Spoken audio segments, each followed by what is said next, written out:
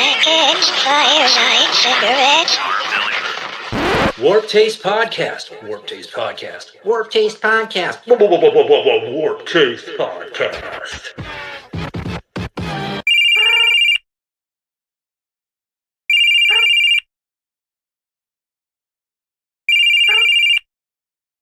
Hello, Andrew Swell's department. This is Andrew Wells speaking.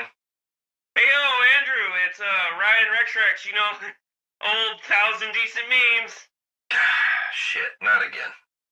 Hey, I just wanted to hammer down this old interview down, hit up your manager, and he said, don't tell Dave, but John came out that he was from Cuba again? Oh, word? Yeah, and well, the last interview we did got 11,000 views, and I really... 11,000 in a day? Well, I mean, not really, but I had to stop for gas and buy beer. You still there? Sorry, terrible reception. That's messed up, man.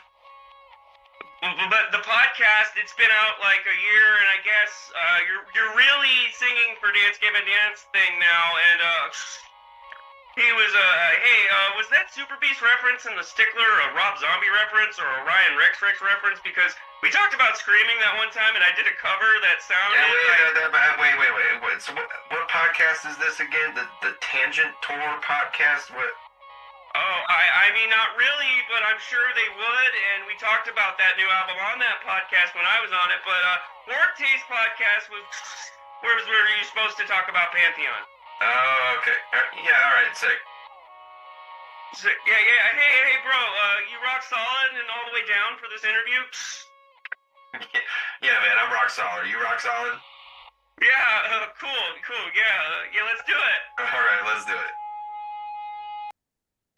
What's up, everybody? Welcome to Warp Taste Podcast, and I'm here with Joshua Hensley and the man from the Swells department himself, Andrew Wells. You may know him from Dance Gavin Dance, Eidola. Maybe you saw him play live as Andrew Michael Wells. Anyway, hi, Andrew. Welcome to the show.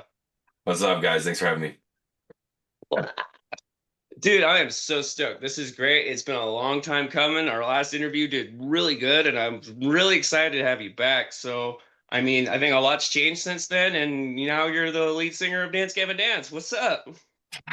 Yep. Good to be back, man. Thanks for having me. I appreciate it. Huge stuff, man.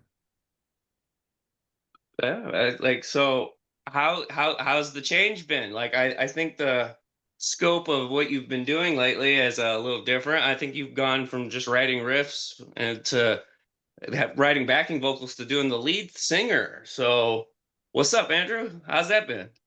It's been great, man. It's been awesome. I've been, as many people know, working with the guys for over 10 years now. These guys are some of my best friends. They're great dudes to work with, some super talented guys. The shift has been awesome. Pantheon's been doing great. The last tour we did was incredible. It was some of our best numbers of the band's entire career. Going out there and selling out these rooms was just phenomenal. It's been great. The fan response has been great. Everybody's been super kind. We're already in the studio making another one right now, which is great. It's super exciting. It's just been awesome. Yeah, couldn't ask for a better transition, honestly. And dude, you got an app. Yes, which was my idea originally. Our manager, Derek, really springboarded that, and we worked with an independent company. So we're still building it out. It's very fresh. It's very new. I think the vision for it was to kind of take some of the, we're again building it, but the perks of like an amalgamation of like Twitch and Reddit and Instagram and all these social media platforms, but just without the botting, without the negativity, without the astroturfing. I think that, we wanted to create a space for super fans to have a dialogue and meet each other, and then for us to be able to engage, because none of us have really I've been off socials for like 8 or 9 years. A lot of the guys have gradually gotten off personal social media. We've been busy with family and kids and, making new music. So we wanted to still find a space, like develop a space we could interact with our fans on a more, direct level and give them something tangible. So we're building that out. The live streaming's been my favorite part. It's been super fun. We're going to be doing a lot more of that. So really cool. Sick, dude, sick.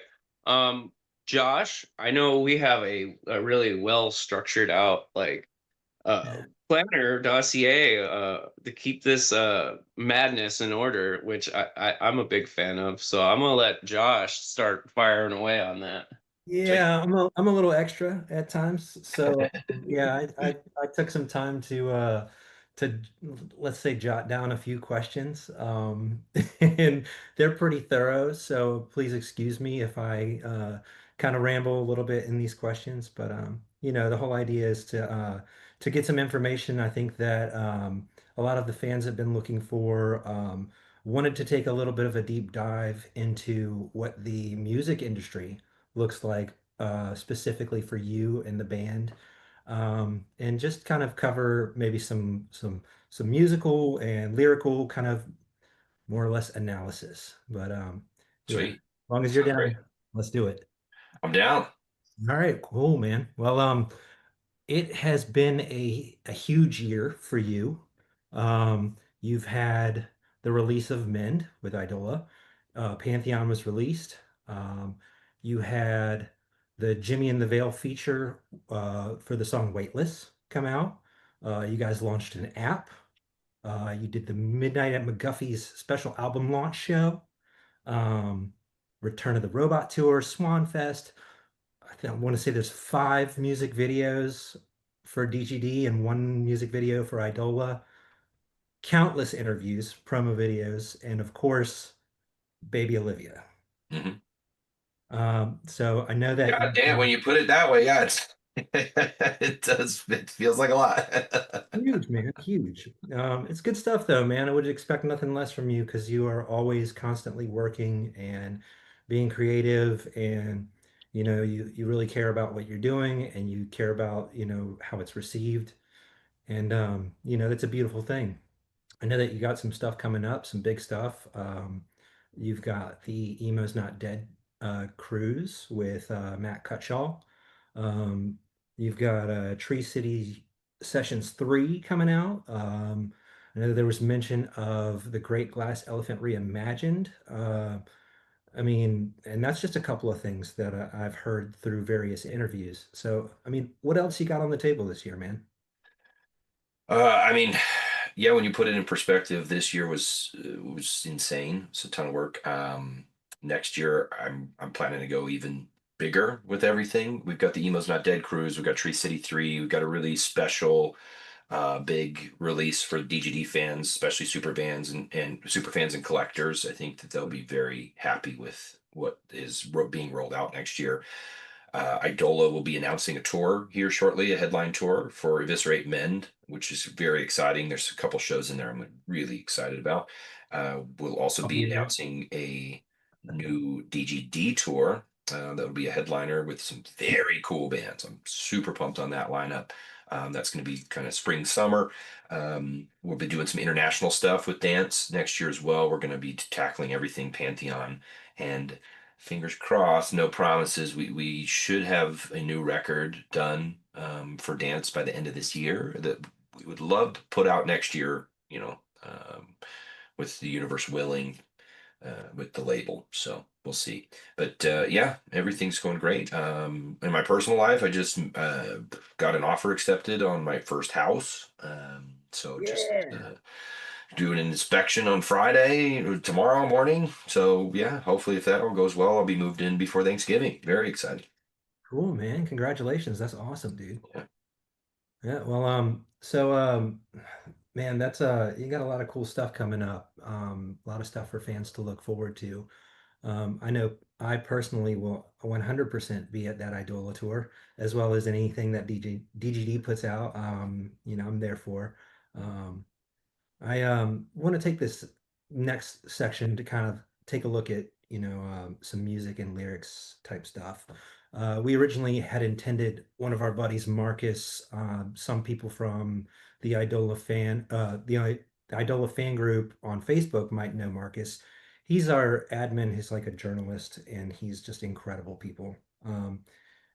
Constantly thinking in abstract ways. He's done some lyric analysis for Idola, and he was originally going to come with us on here, but unfortunately, work schedules got in the way. So he shot me a few questions, and between him and I, we came up with a few things to kind of dive into, what the music and lyrics really look like for Pantheon and the stuff you've been doing with DGD. Sweet. Now let it rip. All right, so Marcus's first question, I'll give it to you just straight. He wants to know, how does the band draw the line for what's too weird to put on the record? I mean, if there's a line, I'm not sure we've found it yet. And the band's like constantly exploring new themes, different ways to approach music. Nothing's been off limits so far, except for maybe country music and acoustic guitars for Will. I think that's probably a line that's never gonna get crossed. I don't mind country music. I like a little country music now and again.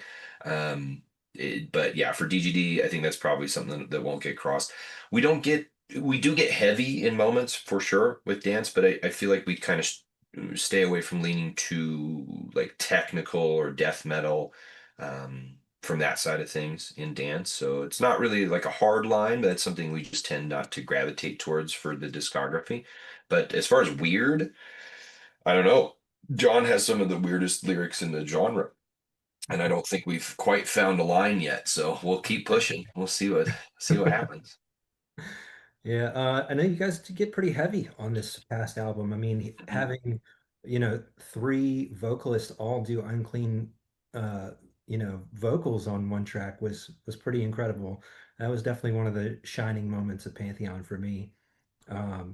Hearing Will come back into the mix with some like, some harsh vocals was pretty neat and a bit nostalgic. Did the uncleans for one of the records with Kurt, and so yeah, we're coming for full circle here. Yep, yeah, we try to give everybody at least a little something that they could enjoy with this record. We try to give them the highs and the runs and the belts and the lyrics and the switch offs and the screaming and bring back some of that Will nostalgia from Happiness, and I think we accomplished that. So Yeah, there were so many wow moments on this album, and I was talking to a couple of my friends about this recently. That literally every track has at least one moment where you're just like, oh my God, did they really do that? And I mean, it's incredible. It's a feat to be able to do that with a couple of singles, but to have it on essentially every song on an album is just, it's pretty mind blowing. So, thanks, man. Yeah, thank you. you guys, man. So, George Clinton. This is crazy. Like never in a million years would I expect to see a feature like George Clinton on a post-hardcore album. Um, Right? so, how did you guys end up landing that situation, and have you heard from him since the recording or since the album? Good question. Yeah, George was awesome to work with. We've never met him in person officially. We got invited to a show that he was doing in LA after he'd already done the feature, but some of us weren't in town. It didn't work out, but hope to meet him in the future. How it came about, our manager Derek is, he's very plugged into the industry. George's manager apparently is a big DGD fan. We had no idea about that until Derek and George's manager had met at an industry event essentially, and they started talking about their projects, and DGD came up, and so we had mentioned trying to maybe get some features for Pantheon. Originally, we kind of slotted out maybe 3 or 4 because we'd never really done features to that caliber before. We're like, oh, it's an interesting opportunity. We could try to pursue that.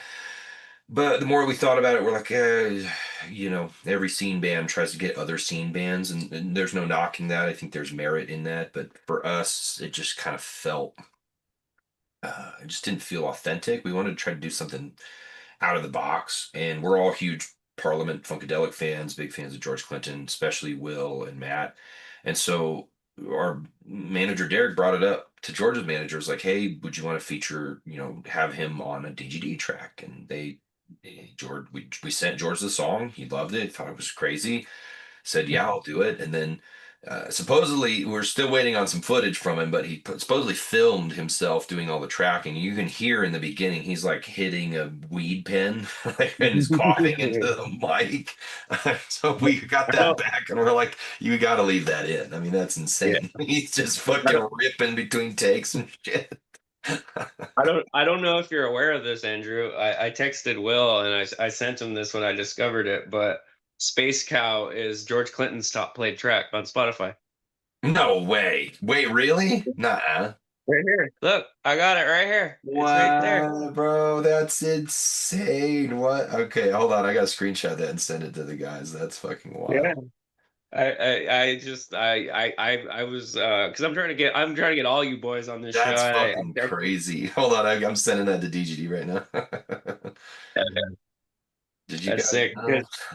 That's One crazy. 1.4 million streams, dude. That's sick as fuck. And I think that song is really good. And just the fact that you guys did a song like that and you kind of just featured the strange and unusual of Dance Gavin Dance. And I know that you're a longtime fan of Dance Gavin Dance and Mhm. kind of having that weird element, all these references, making sure everyone's got a voice, whether it's just like a snippet in the studio and stuff.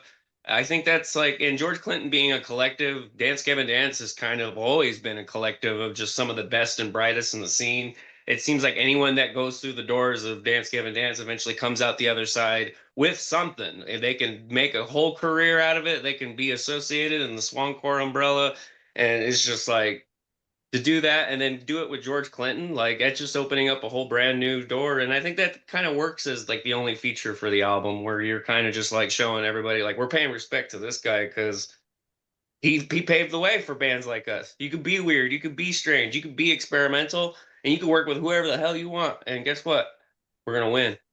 Bingo. Yeah, you nailed it, man. You absolutely nailed it. I that's something I wish more people in general kind of understood or embraced, and people do in large part, but it's very uncharacteristic of the scene when people identify the scene. It's like very gatekeeping, very niche, and they think, oh well, these are my bands, this is my thing. That's fair, but DGD doesn't really operate that way. It never really has. It operates more under that mentality of bands from like the 70s and 80s used to operate. We'd have bands like Fish and Grateful Dead and Earth, Wind and Fire, and you'd have all these very unique bands. They'd have some hits, you got some top 20, some top 40, but they would have just 9-minute long funkadelic masterpieces and just all these, and what they would do is they'd have this kind of revolving door of people who would come in as instrumentalists, as vocalists, and they would all collaborate as a collective. And that was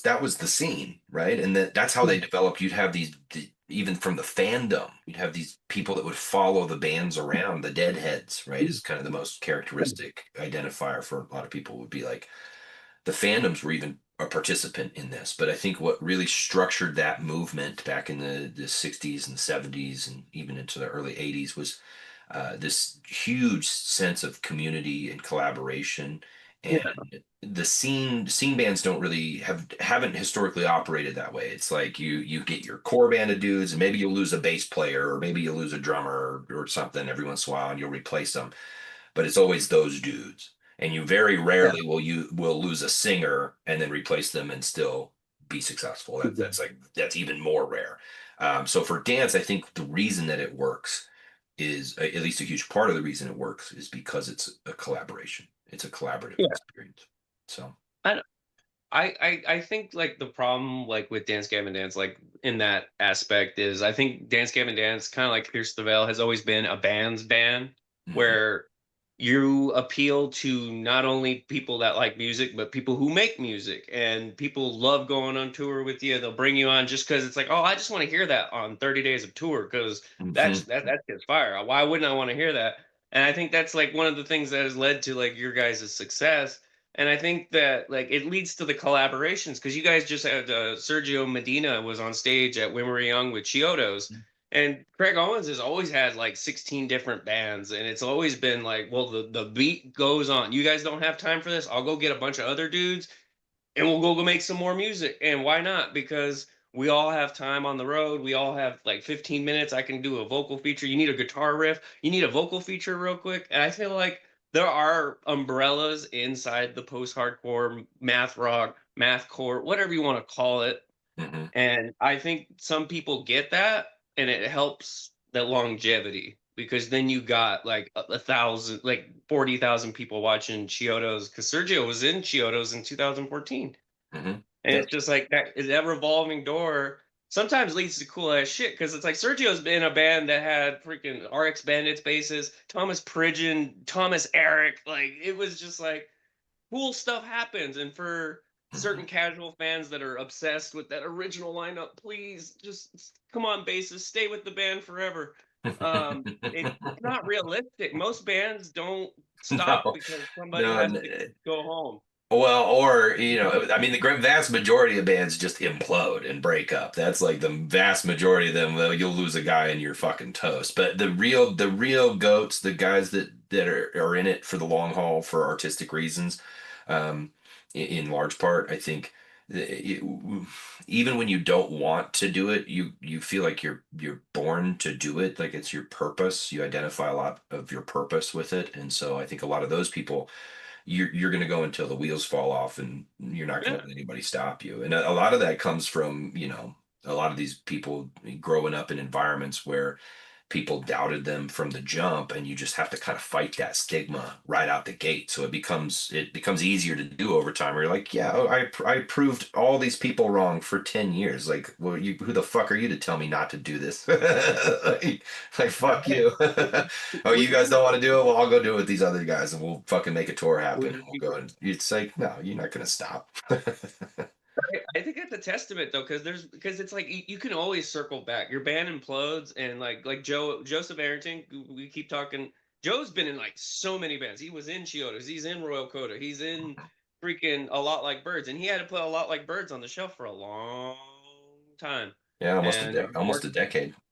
yeah, and now that like he's spent all these years playing in a myriad of different bands, the chips are stacked. Andy Sizzix is available, and they can go on big sold out tours with the Fall of Troy. And because they didn't give up, they didn't go, oh well, the guy that screamed these songs, he's not here no more. I guess the band's done. It's just like, well, or we can go ask our homie that we're really cool with, and maybe we could do something cool for people that just want to hear this music live because all hands on deck. We got to get it done some way. Yep, nailed it.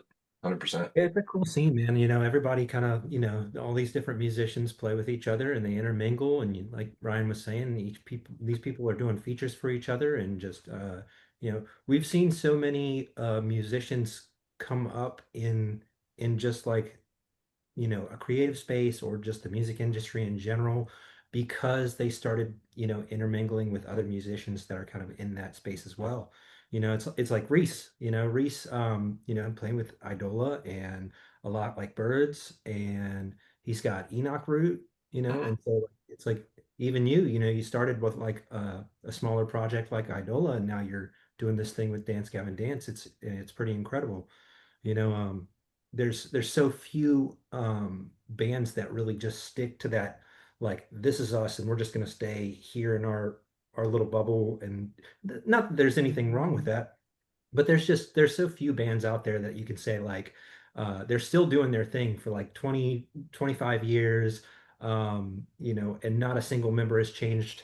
I think the only one that I can think of off the top of my head is maybe Thrice. I was just going to say Thrice. Yeah. Yeah. But I think Silverstein has had one member, like the bassist. That's it. And I think no, Senses Fail is just Buddy. It's Oh yeah, dude. There's plenty of examples of that for sure. of like, bands just like cannibalizing because it's not an easy industry for sure. This is a very difficult industry for most people. I feel like it's very volatile. It's difficult. It's understandable why bands implode. It makes total sense to me from every perspective. So. yeah. I mean, it's kind of like I was talking to Josh about this before we started recording. Is most people don't realize it's like a traveling professional wrestling circuit, sideshow circus, and you're making about minimum wage if you're lucky, and all that money goes to your travel and to recording and to eating, to living, to having somewhere to be, to fueling up your van, to viewing, and it's just like. And then on top of that, you got like 60 people calling you like a piece of shit because you had an opinion on the internet about bagels, and now you're gonna pay. All my friends don't like you no more because you're the bagel guy. Same. Yeah, so that kind of that we got off on a little tangent there, but I appreciate the dialogue in the back and Of forth. course. Cool, any man. excuse to talk about Sergio, because I think he's the prime example of like it doesn't matter. You can just keep going. Just go be in another band, dude. Have nine. Who Yeah. cares?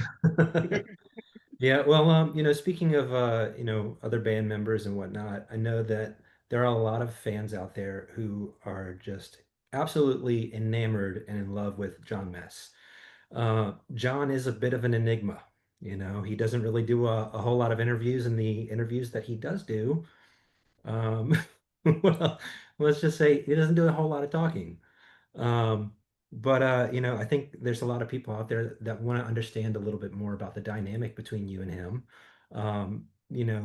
What's it like writing lyrics alongside John? Do you ever try and match his weirdness or something like that, or do you pretty much keep it like good cop, bad cop type situation where, with your lyrics kind of being a little bit more um, digestible and um, less esoteric, let's say that. It's a Taming good the super question. beast. Yeah, yeah. Um, that's a good question. John and I have a great working relationship. We have a great friendship. I've always enjoyed working with John. I like touring with him. We talk pretty much every single day. It's very comfortable writing with John, and we understand each other lyrically too. In terms of we both have a fairly keen understanding of language, how to rhyme things, rhyme scheme. We have a very similar approach in like phonetics and diction. We're kind of sticklers for how syllables will work over a passage and kind of prioritize that over a lot of things. So like when we're writing, we'll kind of mime things out and sound them out and keep a lot of the syllabic content, especially on clean vocals, it's mostly vowel content. You're not singing consonants, you're singing vowels. That's how singing works. You're enunciating your diction with consonants, but you're singing vowel sounds. And so when you're working on a piece and you're trying to write a verse or whatever, you might spitball something that's completely incoherent. But then when you start to fill the gaps with things that phonetically work and still keep that kind of general scheme in the vowel sounds, that's how it really comes together.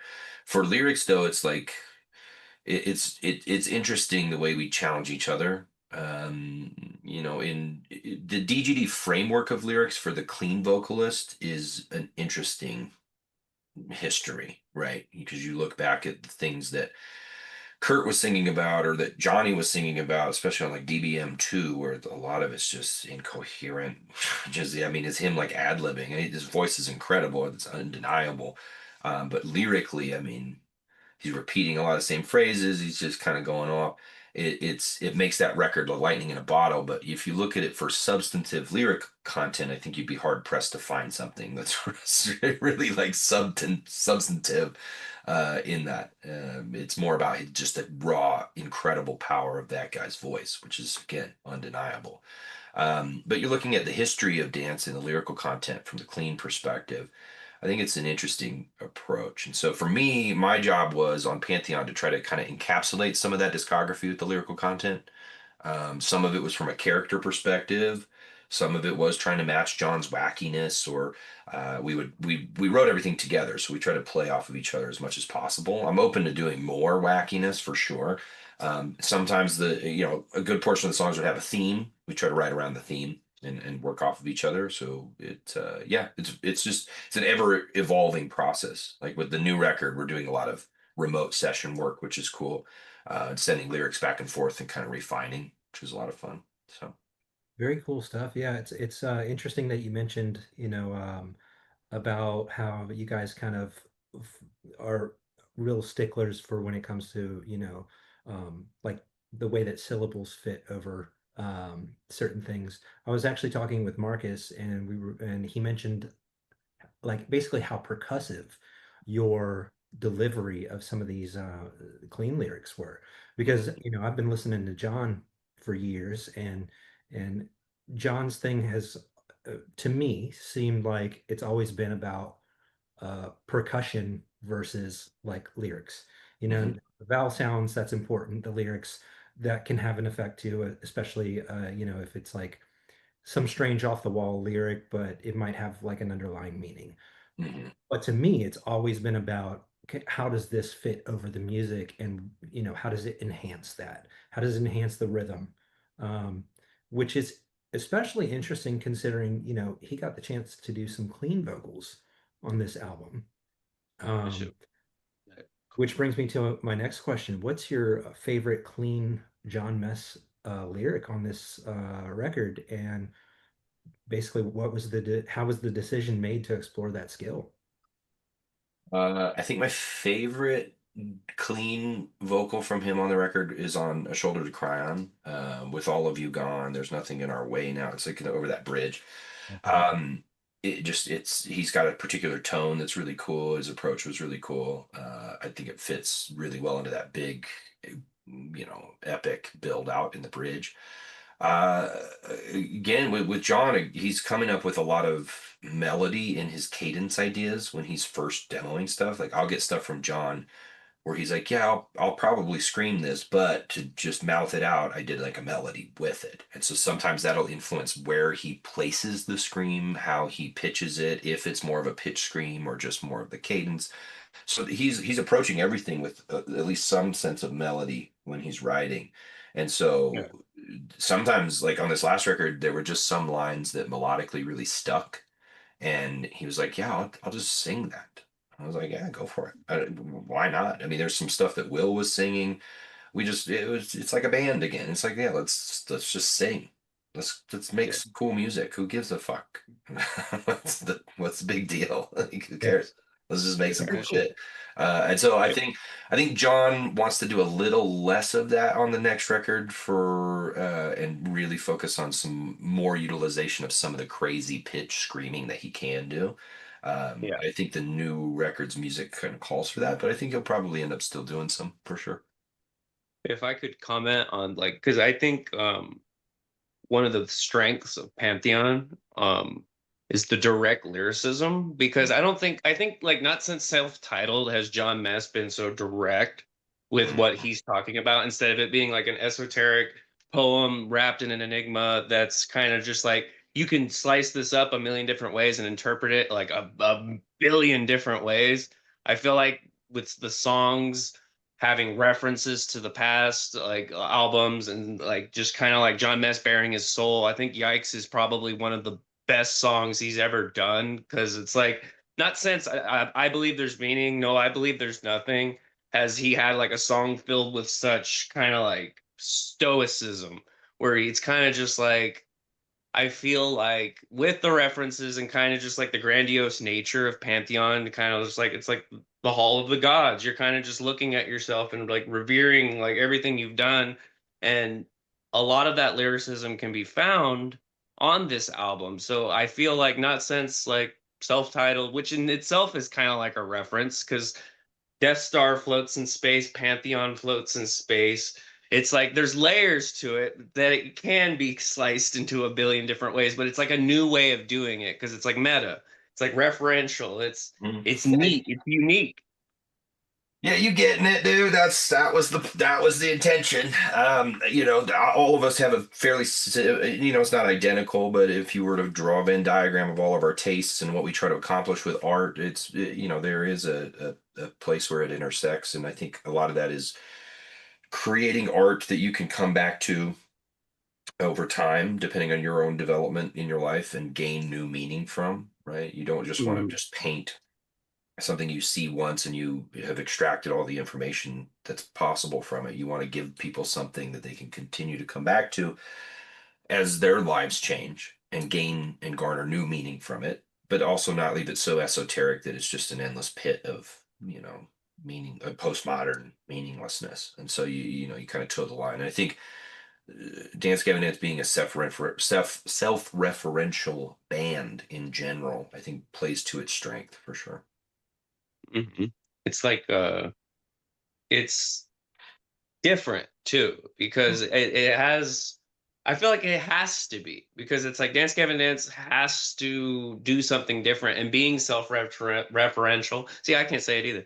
But just doing something different, because it's like Evaporate was probably that was a song you wrote for Dance Gavin Dance, and it kind of like started that trend of like we're gonna directly point a song or a lyric or whatever it has to be to kind of acknowledge people that have been along on this ride for like 15, 20, 25. It's been a long ride for some people, and it kind of just like it's like Venture Brothers. Venture Brothers references itself all the time, and it will reward you because like, oh, you noticed that little character in the background on episode 7? Well, here's a whole episode about him. We're just gonna talk about it because why not? Because you remember that guy. Why not? Why don't we just spend time to reference your favorite song about Dave and not telling him?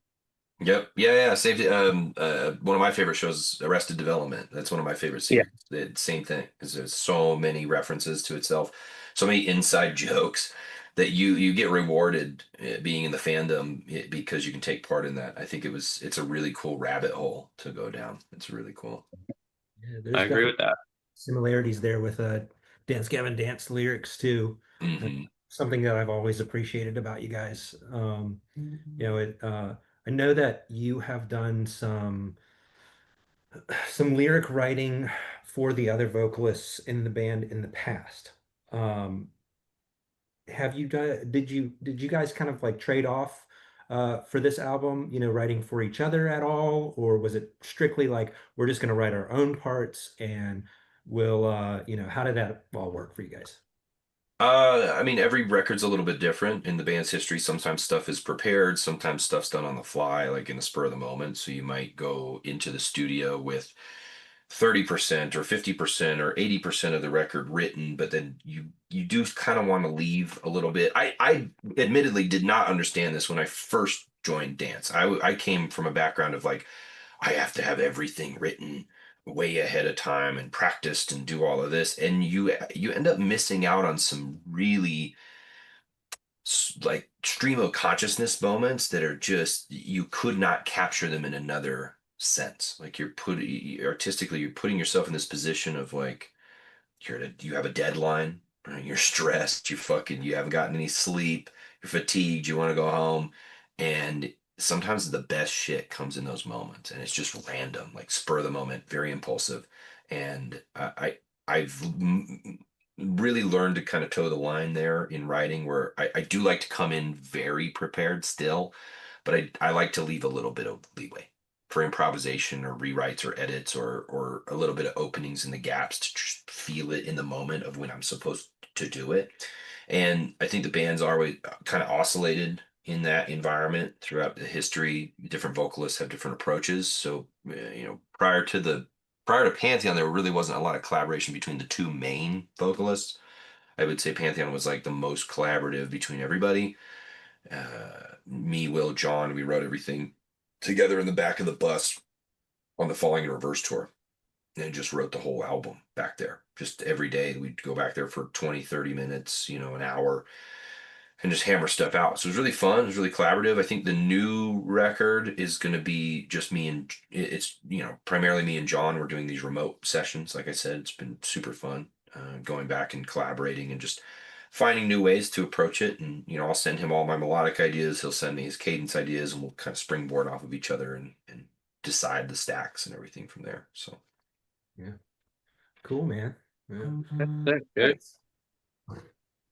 You got something, Oh, Ryan? I was gonna say, like, because you're such a prolific singer, how does one approach you? I mean, because in this new era of Andrew's like mighty Wells, uh, vocal features, how does one approach you these days? Because like to work with you in a collaborative sense, like to me, like, and I'm sure to Joshua, that sounds like a dream. Like just being able to like work with you creatively in any sense, like so, like how does one do that in the year 2025 with Andrew Wells with the in changes of everything? it's it's tricky. So I just want to preface. So I have some clients right now. I do guitar lessons, vocal lessons. I do some songwriting consultation lessons, and then I also I've been doing some consulting, kind of tacit management work for a couple up and coming bands. It's been really cool. And that stuff I do try to find time for. It's very consistent. Features is a little tougher. If I don't know the person like personally, like the Jimmy feature, super fun. I've been friends with Josh a long time. I got to meet Jimmy. I got to meet everybody on that side of things in that project, and really cool, really exciting. I loved the song. It got sent to me. It was really cool. It was fun to be a part of. But I'm always open to it. I want to just preface with my schedule. I will try to get it to you as soon as possible, and if we work something out, that's awesome. Um, you can email me at andrewmichaellessons@gmail.com, and I will respond to you within a week and then try to get some conversation going. I have a couple of projects I'm working on right now for features that are super fun, and I always try to keep it affordable. I don't really like when guys charge you fucking close $5,000. to five, yeah, 5, 6, 7 grand for a feature is insane to me. I always try to keep it within the budget. It just depends on the work involved. I try to be fair with that too. Some people will come to me with a feature written and they'll say, "Hey, I want your voice to sing this thing." And that's super easy. I'm not going to charge you a bunch for that. If it takes me an hour to track the vocals and it's pre-written, whatever. But if it's like, "Hey, I want your brain on this to write and make something your own," that's a little more time intensive. So I just try to keep it fair. But yeah, that's how you would approach me. It's just Yeah, you were super cool about the pricing with the Jimmy feature. Um, I think James actually gave you some stuff that he wrote for you to sing, but also gave you some space to kind of be creative on that one. It was a good mix. Yeah, it was perfect. It's really cool. And it was that was just fun. So that's actually his solo project, but he had me come in and kind of help him out a little bit with that. So I can say That's that what's up. I did a track with the lead singer of Dance Gavin Dance. Yeah, And I yeah. was on that playing a little bit of guitar, bass guitar. Um, so Yeah. that's pretty I cool. mean, One of these yeah. days we'll get you on a feature on the new project that me and Jimmy got going Yeah, on. send it over, man. Send me some stuff. I'm always down. Revival of an old project, essentially. But Yeah. I mean, my band, the Angel Like Expression, just released a new track with Joey Holiday called Angel Cakes. And I know that Oh, I we think I all saw love I think I saw an ad for that. It's like an anime chick with her ass out. Yeah. always. That shit goes hard, bro. I'm not gonna lie to you. Right? But I mean, we have about like an album's worth of music out, and I mean, I have your email. I mean, I could probably give it to Josh, and he can text it to you. But Oh, if the you got Angel a Like song, hit me Expression, up, dude. Yeah, 100%. dude, we would be honored, and just like we did a little skit before this episode. Obviously, we could probably just do something that's different outside the box of Andrew Wells. If you want to get a little more comedy, I don't know, whatever. Oh, If we bro, could work with you. you don't got to tell me twice. Wait till you hear all the vocals on all the new shit I'm writing. It's intense, You bro. you Intense. you sprinkled some things before this interview. I know you can't talk about everything, but if you could tease, because I know there's one thing that I heard that was through the grapevine. I don't know if you can 100% talk about it. I'll edit it out.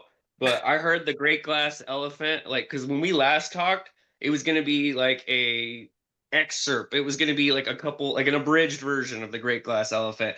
And I heard Pray Tell Rumor that it's not that anymore. It's gonna be the whole darn thing. The whole thing. Yep, the whole thing. Yeah, the instruments are done. The instruments are totally done. Vocals are like I just had to pivot. So there's just been so much going on. It will get done for sure. It'll be out next year for sure. But the instruments are done. Just got to do the vocals, and it's a reimagining of the whole record, start to finish. So That that's my favorite. Like I love Eviscerate, Men's Great, the Gentera, Great Glass Elephant. That to me, just because I love Dredge, I love bands like Strata. That album feels like that, but with some screams and more interesting. Like the opening track on that is my favorite thing ever. that's Like Hugging the Inferno. yeah. Sergio still sings that shit to me on tour.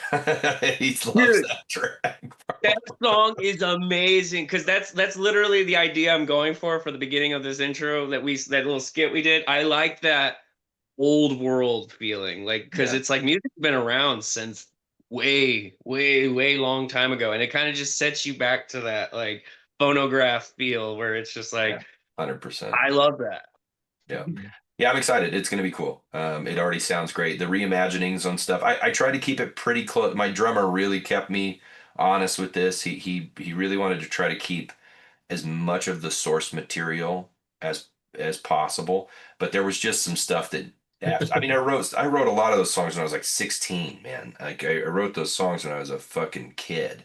And so there's some stuff when I was going over and redoing it, I was like, okay, there's stuff I'm hearing in here. I'm like, wow, this was way ahead of its time. This was like kind of genius. I gave my younger self a hug, like, oh, you did good, dude. And then there's other stuff where I'm like, this is fucking ass, dude. What the fuck is this? Why why does this Yarze bridge go for 2 minutes? Like, what the fuck is this? This is Because it's stupid. amazing. It's No, amazing. dude. No, Stop it. it's Stop being too mean to young it's too Andrew. long-winded, dude. Give that kid a slap, dude. A hug and a slap, man. That Okay, I was wait, like, wait. why would you do this? It's so stupid. But so the little things like that where I'm like, I'm taking out some of the fat that I just feel like is unnecessary for the songwriting component, but keeping the source material. Um, as much as possible. And then a couple little other changes. I think we dropped argue down like a whole step. It just sounds a little meaner, a little heavier. A little, it gets out of that dated feel and brings it a little more up to speed. So, yeah, I'm really excited. It's really cool. I'm actually really cool. I'm really excited for ours. Matt and I wrote some vocals for ours, so that's going to be the addition on that song. Is throwing on some vocals for a traditionally instrumental song to give it a little fresh perspective. So. So That's cool. what's up, man. Speaking of, Idola, that kind of segues into our next question here.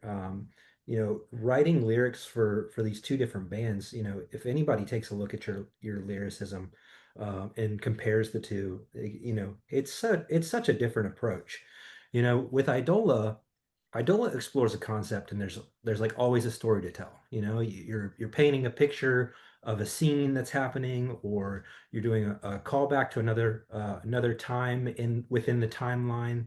Um, there's always something to talk about with DGD lyrics, at least on Pantheon and the stuff that you've written so far. It seems a little bit more personal, and maybe a little bit more of a direct reflection of like your personal experiences.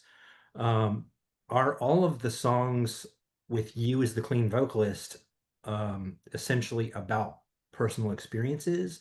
Or do you have ones that, kind of diverge and, you're speaking from a different perspective?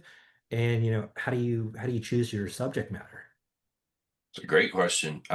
It's again, the dichotomy is really interesting. Idola has like conceptual narratives, so it's fun to pull from and try to fit into the framework, which is cool. DGD, it varies for sure. It's dramatic. I mean, I wrote a lyric about creatine one time, and I remember seeing a comment somewhere on like YouTube where somebody's like, "Oh, this guy writes lyrics about working out." I was like, I wrote one lyric about creatine that's ironic and funny, and this guy thinks all I do is fucking write bro Critics come lyrics. out, man. Critics come out. It's like this is insane, bro. You don't know my entire catalog at all. You're not familiar with any of it. It's just funny to me. But yeah, I would say from the second half of your question, as far as direct personal experience, no, not always for sure. Sometimes there is. So sometimes there's personal experience involved. Other times it's a range of themes. Sometimes from the more absurd, kind of on the front half of the record, or the more political kind of um, worldly topics of the back half of the record, a little more somber. Sure. John and I always have like a subject in mind, at least for the newer stuff, but sometimes it's not something you pull directly from personal experience. So like a good example is like I've been happily married for 11 years. No one wants to hear you sing about having a happy marriage and not having issues. No one gives a fuck. They want to hear you struggle because that's what they identify with. They want to hear you, going through the ringer. It's like I could write something about like, oh, my wife and I had a fight one time 6 months ago, but no one, they don't want to hear that shit. No one gives a fuck about that. So I can't really like authentically place myself in that place. But for like rocky relationships or breakups or some of those things, but I still want to be able to embody that, so and I can still put myself in a place of like, oh, that happened to me in the past, or I have friends who are actively going through something like that. I can put myself in a place of empathy and from a character perspective, and still authentically pull that from somewhere. Does that make sense? right? So like I could still pull it from somewhere, almost like an actor would pull it, and still have a Yeah. subject matter in mind, even if it's not directly personal for me. But sometimes it is. I would say it in DGD's case, when it is personal, it's personal. I'm not pulling from, anything else. I mean, it's like Peak of Superstition is about me and Matt's gambling addiction. It's like the whole song is like a gambling references, like booking hotels in Vegas and losing your ass at slots. Um, Right. Staying up till 3 a.m., chain smoking cigarettes and losing $5,000. Like Right. that one's That's personal wild. for sure. That one came from a place of personal relation there. So yes, I would say sometimes, and definitely more often in dance than in Idola for sure. I will say that when you go to Vegas, you come back with really cool clothes because I saw you guys play at the Nile Theater and you had like the biggest red and black like poker chip shirt and you had like a snakeskin shirt. It's just like the Las Vegas Strip look is just like super sick. The style is Oh, very dude, much. I would move to Vegas in a heartbeat if my wife would let us, but she hates Vegas. Maybe it's good for your wallet, man. Yeah, it is. That's for the best. It definitely is. Yeah, definitely. Maybe it's good for your closet. Maybe it's not. Maybe you need more like Wayne Newton type you know, get some Neil Diamond, some sparkles, dude. Like I I'll think hit like it. I'll hit that circuit when I'm in my 40s. I got enough gray hair for it, but I'll hit it. I'll hit it in my 40s for sure. Yeah, I'm with it, dude. I think that you could definitely bring that big band Frank Sinatra look to the masses. I think there's old Blue Eyes is still around here, and his name's Andrew Wells these days. yeah. So that question was basically kind of bore from, me personally, when I listen to music and digest music, the lyrics are typically the last thing for me, but it hasn't been that a lot with things like Idola and DGD, particularly. And, that's one of the reasons why I work with James so often because James is the type of person that can write from direct experience, but he's also a great storyteller. He can put himself in other people's shoes and write from this different perspective that's just amazing. And he's done that. We've been in a couple different projects together, but that's something that's kind of consistent with him. It's a pretty cool skill to have when you have such an empathetic soul, that you can literally put yourself in someone else's shoes that you know very little about, and be able to tell this whole narrative and how it might affect you, or it kind of just so it's an interesting concept to me. Yeah. Oh yeah. Yeah. I think it's I do love telling a story through music. I think that's kind of through lyrics is it's always a fun challenge, especially oftentimes it's easier to pull from personal experience in a lot of cases. It's not as easy to structure something that tells a story, um, thoroughly and without, going off the rails. So yeah, super fun, man. I think especially with dance, like the songs that are geared towards like telling a story, or songs like Shoulder to Cry On, where we're talking about modernity and societal decay and all these other topics. You try to tell something that's expansive, has historical references, things like that. This is really fun. It's a challenge, especially because you're trying to apply that into a structure that still most importantly sounds good, right? Like you can do it practically and have it sound good, and the again, big sticklers on syllables and placement and diction and Yeah. cadence, all these things. So sometimes it's a challenge. I remember that Shoulder to Cry On chorus. I had to spend a couple hours like rewriting little tiny. We're like, okay, how do we fit Janis Joplin in here? What's the reference? Like, how do we fit the three-letter agencies in here? Like, how do we get this like fine-tuned to be phonetically appealing, fit the melody, fit the cadence, and Yeah. then lyrically locked in. So it's fun. It's a cool challenge.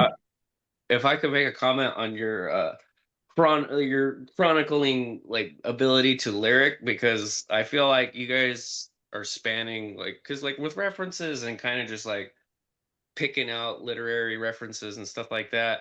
I feel like you guys, it's like kind of trying to connect with people that, because I mean, you went to Greece, you're talking about Sisyphus, you have George Clinton, that's the 70s.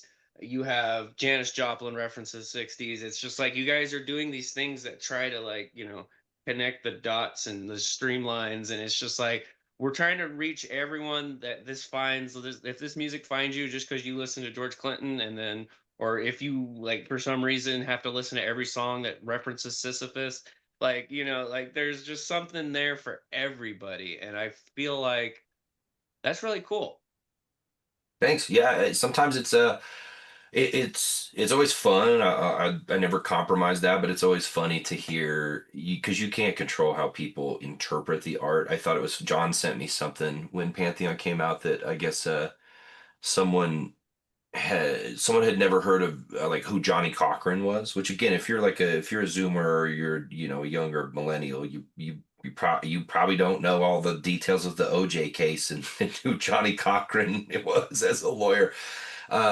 So it's a specific reference and it definitely works with the lyrics. But John had sent me something. I guess there was a thread somewhere where somebody was like, "This is so interesting and cool. They introduced a new character in the DGD lore. Maybe he'll be in the next comic." And it's Johnny Cochran is the character. I was like, "Fair. I mean, I think that's funny." To take that was really cool. And people were like, "This is a real guy. Like he existed. He's actually he's like." Yeah. I would And you'd love to think see more people him would know animated about into him an animated because music of his. video or Oh, drawn into a comic. Yeah, Johnny Cochran's the robot's lawyer or something. Yeah, be you funny. think more people would know too, because it's like that. That's it. It links to the Kardashians. It's like Oh yeah, it's it's a a big, huge pop culture reference. Yeah, it's double it's a sided. loaded Yeah, reference. yeah, That's yeah. I know. thinking big, smart Yes, stuff, sir, man. dude. Yeah, so With it, On Josh. another I believe he is interview. back on track. Yeah, sorry. On another interview, I heard you mention something to the effect of like how you're a fan of, the album, just not this particular album, but just music albums in general. You know, Hmm. the way that music is consumed these days, it's very different. You have a lot of bands that are releasing just singles, Hmm. or small EPs. Whereas like you put together this, you enjoy putting together a full expansive work, something that's cohesive, has themes that tie all the songs together. It's a work of art. And there are still some of us out there who enjoy that, so we appreciate you for that. For this particular album, you can hear overarching themes, chaos and resolution. You have the duality of moments like the introspection of A Shoulder to Cry On, which is one of my favorite songs on the album, versus like the more whimsical, like Space Cow, and like consistent look into the past, maybe to appreciate it, but also not to repeat the mistakes, um, as well as planning and looking forward to the future. What's your favorite song or line on the new album that you feel might embody these concepts? Yeah, yeah, you are thorough. Good question. To just like quickly aside on your very first comment, like I do love making albums. I think albums it's a lost art in some respects. People kind of go for that quick grab and just because of attention spans, just trying to get something out and it becomes a content machine. Um, and I think that you can get really good stuff out of that, but I think the art in the broadest sense kind of suffers when the vast majority of people commit to that, where it's just constant content. You tend to lose sight of like what the artistic integral meaning is behind something, whereas when you have an album, you can present a series of topics in a cohesive way. You're giving people like a time capsule. It's a little more substantive. It's a little more nutrient dense and fulfilling. It's like, grabbing a McChicken from McDonald's versus sitting down and having like a home cooked meal with your family. To me, it's just two different things. It's two different things you're getting out of that experience. You might get something that's really tasty and instantly gratifying, but you work through it really quickly versus something that's like is more concrete, brings you joy and longevity. And for me, I think from a consumption perspective on the fan side, it's easier to get a mass of like fair weather fans quicker if you do singles and you're just popping stuff out and just giving people little bright moments. You get a lot of fair weather fans that way, and it could pop off for you, it could not. I think you get a lot more long-term fans that are invested in your process when you give them an album that again is very substantive, because they'll snapshot that with times in their lives, right? It's something that really makes dance unique, is because the different eras, people won't just snapshot an album. They'll do that too, but they'll snapshot eras of the band. They'll be like, you know, oh, I love the Kurt era. That's like my jam. I was in high school at the time, and like they'll go off on those things. For me, listening to dance, like DBM2 was my go-to. I just fell in love with that record. It was like a pivotal point in my life as a teenager, going into my early 20s. And so I identify with that as a nostalgia element, that whole record. I can still hear songs from that record just be taken all the way back to that moment. And I think that when you have singles, you just don't, it doesn't have the anchor weight that an album does. You can think about Ryan's a Dredge fan. I think about the first time I heard El Cielo by Dredge, start to finish, or Catch Without Arms, and just being like floored, being like, holy shit. You hear the end of that record of El Cielo and you're just like chills, just like completely floored. And you always remember that, right? Yeah, you'll always remember that, and you'll always go back to it. Whereas if you put out Woe Is Me as a single, it would still do well, but it wouldn't be in the context of the album. So that's my 2 cents on that. I think in regards to Pantheon, the front half tends to be more absurdist. Like I said, the back half's a little more introspective. My favorite line that encapsulates some of these overarching themes is from Robot Rebirth. It's the chorus. I mean, it's like, so when will fate decide if we make it through the mire? Because everything we built is gold. We outlived all the liars. Lord, I've had enough of the endless shoring up to be the ones walking on the wire. Right. I think that's my favorite chorus on the album. It means a lot to me. It kind of encapsulates my whole experience with Dance Gavin Dance, of like constantly being on the back foot of everything. Like even despite, like, dance is extremely successful now, which is great. I'm super grateful. We're all grateful. But the band has been on an uphill battle since day one. And it's not for, controversy and all this other shit aside, just from an industry perspective. Even when dance was coming up, like, you would hear about bands like Of Mice and Men and Devil Wears Prada, and you hear about all these bands that getting picked up on these tours, and dance would always have to grind constantly. Dance was on tour relentlessly and always getting shafted because the music was always too weird, or was too this, was too that. Um, oh, you get the Warped Tour slot, but you're playing at 11 because we just don't know where else to slot you because you guys are too fucking weird, right? And so the band is always constantly like shoring up resources and shit just to be walking the line the whole time. So I think that encapsulates the record for me pretty well. Yeah, that's really cool. I definitely get what you mean, though. It's neat that, you know, basically what has been born from that struggle, that Dance Gavin Dance has lived through and worked through is like this whole community of bands, and now you have like this new subgenre. I say new, but Mhm, it's swancore that so many bands kind of fall under now.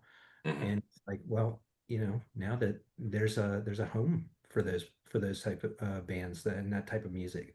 So I mean, that's a beautiful thing in itself. So the Yeah, struggle is not in vain, for sure. definitely. Yeah, super grateful. Yeah, everything was very intentional with the whole album, very thematic, and I think we'd like to keep that intention moving forward. Just refine the elements that can be improved. So. Yeah, that's I cool. I mean, noticed that you guys have a lot of like callbacks on the Mhm, album too. mhm. Uh, just lyrical references and eras. I mean, obviously, you're a pretty intentional guy when it comes to lyrics. Tell me about some of the intention behind that, and what that looks like moving into a new era of Dance Gavin Dance. I think, well, so I've been a fan of dance since 2009, 2008, 2009, like last year of high school for me. I think the band plays to its strengths when it's self-referential. I said it right that time. The like all the sequels, the robot songs, the strawberry songs, like creating this lore that can be referenced. It makes it really captivating. Whether you're here for the drama or the history or the aesthetic or the music, I think there's always something interesting to consume, always an interesting conversation to be had. And I think that's really cool. I think it makes it a very unique band in the scheme of things. So providing that in some of the lyric callbacks is a lot of fun. I don't think so far we don't have as many of those in the new record, but I did stumble on one actually where I wrote this lyric for the closer of the new record, and it ended up, I was like, where have I heard that before? And I was like, oh shit, that was a Wizaro lyric. And so it's a play on a Wizaro lyric. I was like, oh, that's fucking cool. So sometimes it's intentional most of the time, and then sometimes you like stumble into something. You're like, oh fuck, okay. Subconsciously, your Yeah, I was like, brain's just like, hey, this bro. makes sense. Yeah, yeah. So That's that cool. one was really cool. I'm excited for that one. It's like a really cool closing song. Um, yeah, yeah, really excited. Nice. Nice. I Yeah, mean, it's always fun to hear that stuff, and it's definitely I'll acknowledge it as a bit of a fan service, as a Mhm. fan of Dance Gavin Dance for so many years. It's cool hearing that stuff, hearing those callbacks to you. It's like that Leonardo DiCaprio meme where like Mhm. you hear that little piece in the song and there it is. So I like that stuff, man. Yeah, yeah, me too, man. I think it's great. I think like with what we were talking about with like Dance Gavin Dance getting like the short end of the stick sometimes. I feel like there's a lot of bands that kind of go through that. And we were talking about like bands that we like and stuff. I feel like maybe in the future, because you guys kind of have been gotten like short sticked in your time. I mean, there are other bands that are like that. Like we were talking about Dredge. I feel like Dredge should be Oh yeah. on the same level as Circus Survive. I feel like bands that are similar to y'all, that like in a member department where it's just kind of like a rotating door, or someone's really attached to an old singer, is from first to last. I feel like there's Point. Yeah. plenty of bands like Love Hate Hero who Dance Gavin Dance used to tour with all the time. And they're not Dance Gavin Dance, but they have the riffs, they have the breakdowns, they have the screams, but you don't hear about Love Hate Hero. You don't hear about like From First to Last playing like When We're Young. You don't hear about Dredge doing a 20-year anniversary for LCLO. And I feel like maybe in the future, if you guys are open to ideas of like tours or features or something like that, like maybe like kind of bridge that gap, because it's like it's in your guys' history, it's in your influences, it's in your tours. Like you guys have played Warped Tour with everybody, Mhm. and it's just like I feel like you can do a lot of good with your platform, Andrew. I feel like there's a lot of things that you're doing with Dance Gavin Dance. All hands on deck. Everyone has a voice. Let's reference stuff like an evaporate type of way moving forward. I feel like you're doing a lot of good for this band. And I feel like with your mindset and your influences and stuff that you look at differently than most industry people who kind of just want to top load, like let's get every popular band on this tour, please, like come tour with us, we need your algorithm. Like I feel like there's something that you could probably bring that like puts people on game. Oh yeah, dude. Yeah, I think everyone will be very pleasantly surprised with the DGD headliner bands. I think you guys will be stoked. That's what's up, man. Definitely. I mean, I would love to do that. I would love to bringing on locals for some touring. That's a huge thing that I think's been missing in the scene for a long time. It's like it just got frowned upon for a long time. It was like, oh, you don't like. It became this weird gatekeep fucking bullshit where Yeah, it's all super industry powerful. based where it's like, oh, well, oh, do you need locals to fill out your room? It's like, no, dude, Idola sold out fucking 1,300 tickets at the observatory. Dance sold out 4,000 plus tickets at Pier 17 in New York. Like, we don't need locals. That's a stupid perspective to take of like, why would you? You're shooting yourself in the foot with the whole thing with that mentality of like, people like bands looking at down at other bands, their management's like, oh well, that band needed locals on their tour to be able to sell out the, it's like, no, you don't need them, you want them because you want to bolster a good scene that's healthy. You want to bring Right. people involved so that you can replenish people and give them hope that there's a purpose behind all this, like there's an intention of Right. how you can pursue um maybe it's there's different levels to it, but a career in music, if you want to inspire that in bands, you should bring them on. You should bring locals on. Why? I What's the big deal? your Like, guys' last your guys' last tour you brought on the home team, and I feel like after that tour they blew up to a different level. Like mhm. it's I would say like they're humongous. And I remember 4 or 5 years ago they were just a local band. They were Oh, just home doing team. I guarantee you, home team's going to be one of the biggest bands in the scene, bar none. I mean, just yeah. great work ethic, awesome guys, great songs. They can bridge this like pop rock segment so well. There's like no screaming in the music either, which is like it does help with the marketability of a lot of that stuff. Um, they're going to be massive, but we do believe in everybody in the both of my bands believes in that, in just like bolstering a good scene of music, good people, giving people the right opportunities. And so, yeah, I'd like to see that come back in touring. It's difficult. Agents are really against it. A lot of promoters still, it just depends. But I would like to bring back some up and coming, like more local established or at least regionally Oh, established bands on shows. So start a label. Come on, Andrew, just start a label. I am. I am. Yeah, yeah. I know that you did mention that you were interested in starting up an indie label. I definitely want to touch on that a little bit before we're done with the interview because Sure. I Yeah. know you've got some cool ideas about that. Um, that pretty much wraps up like my music and lyric line of questioning, but another huge part that I wanted to talk about was the music industry as a whole. You Mhm. know, I really want to take a look through your eyes at the state of the music scene, and things are changing more and more every day with how technology advances and how accessibility affects musicians and music listeners. There's so many parts of the music industry that the common music listener just doesn't know about. Tell us about like some of the ways these things have directly impacted you and the impacts you've seen on other bands and musicians. Ooh, I mean, I could literally talk about this for like several hours. It's very Okay. intense. For if you timestamp all these sections, for those of you watching this portion, for if you're not in the music industry, it's probably going to be a little boring. I'm going to tangent off for a second, but if you are a musician, you're interested in getting involved, um, this will be helpful because I'm very in every interview. I'm very transparent about the music industry. I don't know why more people aren't. I think it's better to warn people that they're getting into a pretty I mean, a pretty difficult industry in general. I think it's known that it's difficult for like reasons that most people understand, but I would say it's exceedingly difficult for reasons people don't understand as much, right? When I look at the state of like the scene, right, the state of the scene as a whole, it's very cannibalistic. It's a lot of bands trying to be in competition with each other.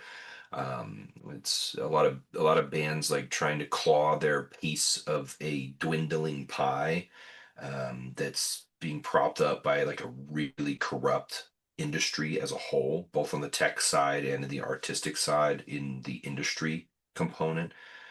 Uh, it's crazy. I would for an up and coming artist, unless you absolutely need the funding to get your project off the ground, I would not recommend signing with like a major or even like a bigger name independent label. That would not be a recommendation I would make to you, just because it's really convoluted. It's very difficult. I mean, I'll just give you one example. Like when you're signing a deal and you're getting percentages, right? Jelly Roll talks about this. A lot of guys are pretty forthcoming about it, but something people don't realize, like let's say you sign an 80-20 deal, which is very common. I would say most bands will get started at some either an 85-15 or an 80-20. That's 80% in the label's favor, 20% in the artist's favor, and that's at a recoup rate. Let's use a little easier math and do like an unheard of deal, which is like if you get really lucky, you work really hard, your band's profitable, so you can set up a good deal with a label. 50-50. That's like pretty much the best deal you can get. That's what Eidola has. That's what DGD has, right? It's like a 50-50. If you're doing a 50-50 just for easy math, right? Let's say and say a label gives you $100,000 for you to make your record, right? They're going to give you $100,000 for everything. Record it, do your content, do your videos, do your promotion, whatever. Let's say they give you $100,000, right? That's a recoupable expense that has to come out of your sales, like your music sales, right? So vinyl, CDs, streaming, right? It doesn't come out of your shows, your guarantees. It's a whole separate, financial conversation. It comes out of your music, has to be recouped. So they give you $100,000, right? Well, it's not like a handshake deal where it's like, okay, well, once your album earns $100,000, then you're recouped and then we split everything down the middle. No, your recoupment comes from your recoupment half, right? Your label's taking their profit no matter what. So they're taking their 50% and then they're recouping from your 50%. So label gives you 100. Your album has to generate $200,000 of sales just to hit the recoup point, just to hit zero, right? Then everything after that is split.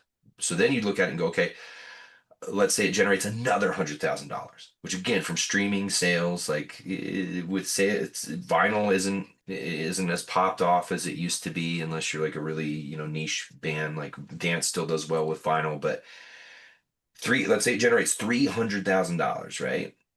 Your label takes 200 to get to the recoup. Then they split that 100 with you. So now you have a $300,000 generating product that only 50 grand of it is coming your way. But here's another caveat. If you're making any kind of money, you're going to have a business manager that takes 5%. You're going to have a manager that takes 15%. So now you have 20% of $50,000 that goes out from that. So you're left with what, 35 grand or something, 30 grand. And then you have to split that with your band members. So you have a $300,000 generating product that you're maybe getting 6 to 7 grand out of, right? So any other industry, that would be extremely predatory. Any other industry, that would be insane. That would be astronomical. You wouldn't be in business if you were getting those kind of returns. If you had a product that was generating $300,000, $400,000, $500,000 and you're barely scraping 4 figures out of that, that's not a good business model for you. That's insane. That's atrocious. That was a big shift in the music industry over the last probably 25 years, 30 years. Has gradually shifted more in that direction where you have to tour to make your income. I mean, touring is absolutely where you make your income. Now, if you're really smart and you get all your stuff licensed correctly through the PROs and everything, if you release enough music, you have a big enough catalog that does pretty well, you might do okay in residuals. You might do okay with royalties after stuff's recouped over time. You might do okay. But we're talking 10, 15, 20 albums worth of content. You have to really be putting in the work for a decade plus, consistently putting out multiple releases with multiple projects in order for that to be a sustainable level of income. And we're not talking where you could just be in the 90s and slam heroin and your label gives you $5 million and you just show up and just like you can't, that's not happening. Like today's market, you have to market yourself. You have to be fucking on top of your shit. You've got to be, you got to know how to book, you got to know how to market, you got to know how to do PR and hire a publicist. Like that's all stuff that you as an artist now have to incur. So where does a label come in? Label really comes in for funding. That's like, okay, I don't have 100 grand to put up for a record, so I need someone else to source it. Honestly, it'd be smarter if you could find an investor that's willing to give you a better deal. That would be my recommendation. So the state of the scene as a whole, I think it's a really corrupt industry. I think some things need to dramatically change, right? I've commented on this on the past, like labels like Motown Records back in the 50s, they were the trendsetters. So you'd have like the Temptations, the Jackson 5, Michael Jackson, the Supremes. You'd have it was this movement, right? Where if a record didn't move 1 million copies in its first week, they viewed it as a dud, which is fucking crazy, dude. That's astronomical numbers. No one moves that. No one moves even close to that in 2025. It'd be insane. They'd be fucking 5 times Taylor Swift. Like it'd be astronomical. But back then, if you didn't move 1 million units, yeah, your shit was a bust, right? Because those labels had they had a monopoly on the industry. There wasn't as many funnels for content, right? You didn't have the internet. It was basically the labels had control over what you saw, the content that you consumed, and they eventually grew into being able to control the culture and the counterculture when it came to music. So like you would take like the grunge movement of the 90s is kind of the last example of this, of what it grew into before it just collapsed, which was like, dude, the 90s, early 2000s, labels had control over both the culture and the counterculture. They had control over like bands like NSYNC and, Britney Spears and like all these pop acts. And then they also did new metal and Linkin Park, Deftones, grunge era, Nirvana. That was the counterculture. That was like the revolution to the pop acts. Labels had control of both. The labels got to push both to you because you didn't have the internet, you didn't have accessibility, you didn't have gear. If you wanted to be a musician back then, you would go with big name producers, big name engineers. Your label would pay for it, your label would fund it, they would distribute it, they would advertise it, they would market it. And that's what people saw. Like people Yeah. would get that. They were the barometer that you had to pass. Like they were the gatekeeper, right? I think like back in the day that was called the monoculture. Yes. We don't live in a No, monoculture anymore. There's too not at many. all. There's straws everywhere. Everywhere. There's threads everywhere. So Right. now there's unlimited distribution options. Even for distribution to get onto DSPs, you have like seven, maybe not your DistroKid and TuneCore and CD Baby and like all these other ways you can distribute your music that you don't need a label to do that. Right. And a label doesn't even the last grasps at a label being really relevant from that perspective were like you could like Rise did a pretty good job of this in the early years of like the early 2000s, 2010s, where the labels would then be used to like they were like, okay, well, touring is still really lucrative, streaming's okay, it's getting less lucrative, so touring is good. Let's sign a bunch of really cool bands that people are excited about and we'll put them on tour together. And so the appeal of like signing to a label was you would get to tour. That would be their net. That would be their push. Is they'd be like, oh, you want to tour with Of Mice and Men, or you want to tour with Memphis, you want to tour with Dance, we'll sign your band and we'll put you on tour with them. And then you guys will support and you'll do well, and then you'll do a headliner. There was like still a pretty good like business plan. There was still at least a little bit of a reason to sign to a label to get that. But that is even I mean, when's the last time you saw Dance with like another Rise Records band? I think we did a tour with Memphis Mayfire in like 2021 or something, 22. We did like a B market with Volumes Memphis Mayfire. But that was set up by us. That wasn't set up by the label. That was just set up between our agents. Like we did that. The label had nothing to do with that. So what's really the incentive? Like the label's not putting you on tour, they're not marketing you. A lot of labels, no offense, have really outdated marketing plans, right? You might see a marketing budget come back from a label that's like, we're going to dump $1,000 into Facebook ads. And it's like, you might as well just flush my money down the fucking toilet. Like, what do you mean? Why would you dump $1,000 into Facebook ads? Like, that's not where the general populace is congregated from that perspective. Like, you would be better to hire an influencer to review your content on TikTok for $1,000, right? I'm not saying I agree with one method or the other. I'm giving you like logistical facts. Like, Right. this is just this. I think the whole thing is fucked. I think we got to get back to like a community centric vibe of like sharing music with each other, going to shows and participating, a participant culture, Yeah. rather than like, oh, I'm going to pay an influencer to astroturf my fucking band. Like, I don't agree with that tactic either. But the objective reality is like that's what bands that are breaking are doing. They're making controversial content intentionally because it's what beats the algorithm. They're making inflammatory content very aggressively, right? Say what you want about that I think his name's Ethan. I haven't met him. I know people in his proximity, but TX2. Yeah. Very controversial for a lot of people. There's some people that hate that guy's guts, right? I respect his approach, man. I mean, if you live in a culture that's like dominated by aggressive parasocial bullshit, and the way you capitalize on that is to lean in and just go, yeah, I'm going to make the most inflammatory shit I can and just keep posting it, and people are going to talk about it, and they're going to say the worst shit possible about me. They're going to accuse me of all this shit, and I don't give a fuck because I'm going to get 17 million plays on this song. You're like, wow, this actually really worked for you. That's a kind of crazy. You like to, and now you're on an Ice Nine Kills tour. Like this is crazy.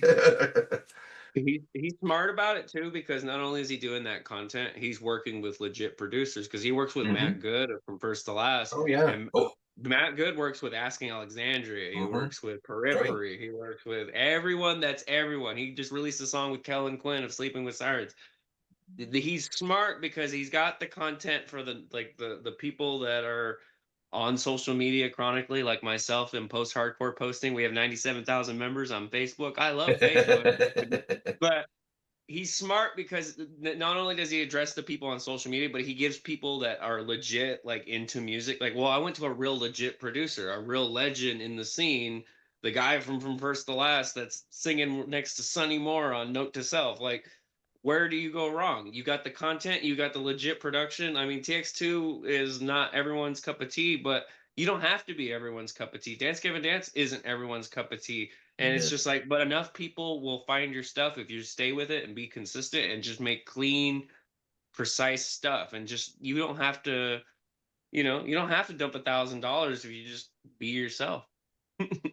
1,000%. I think authenticity is valued in a lot of those environments as well. You kind of see both sides of it, right? You see a lot of people getting fatigued with this like social media consumption content. They're just like fed up with it, and they're going to go out and seek more like human connectivity, more of those communities. And so I think it's an ever changing um, beast, really.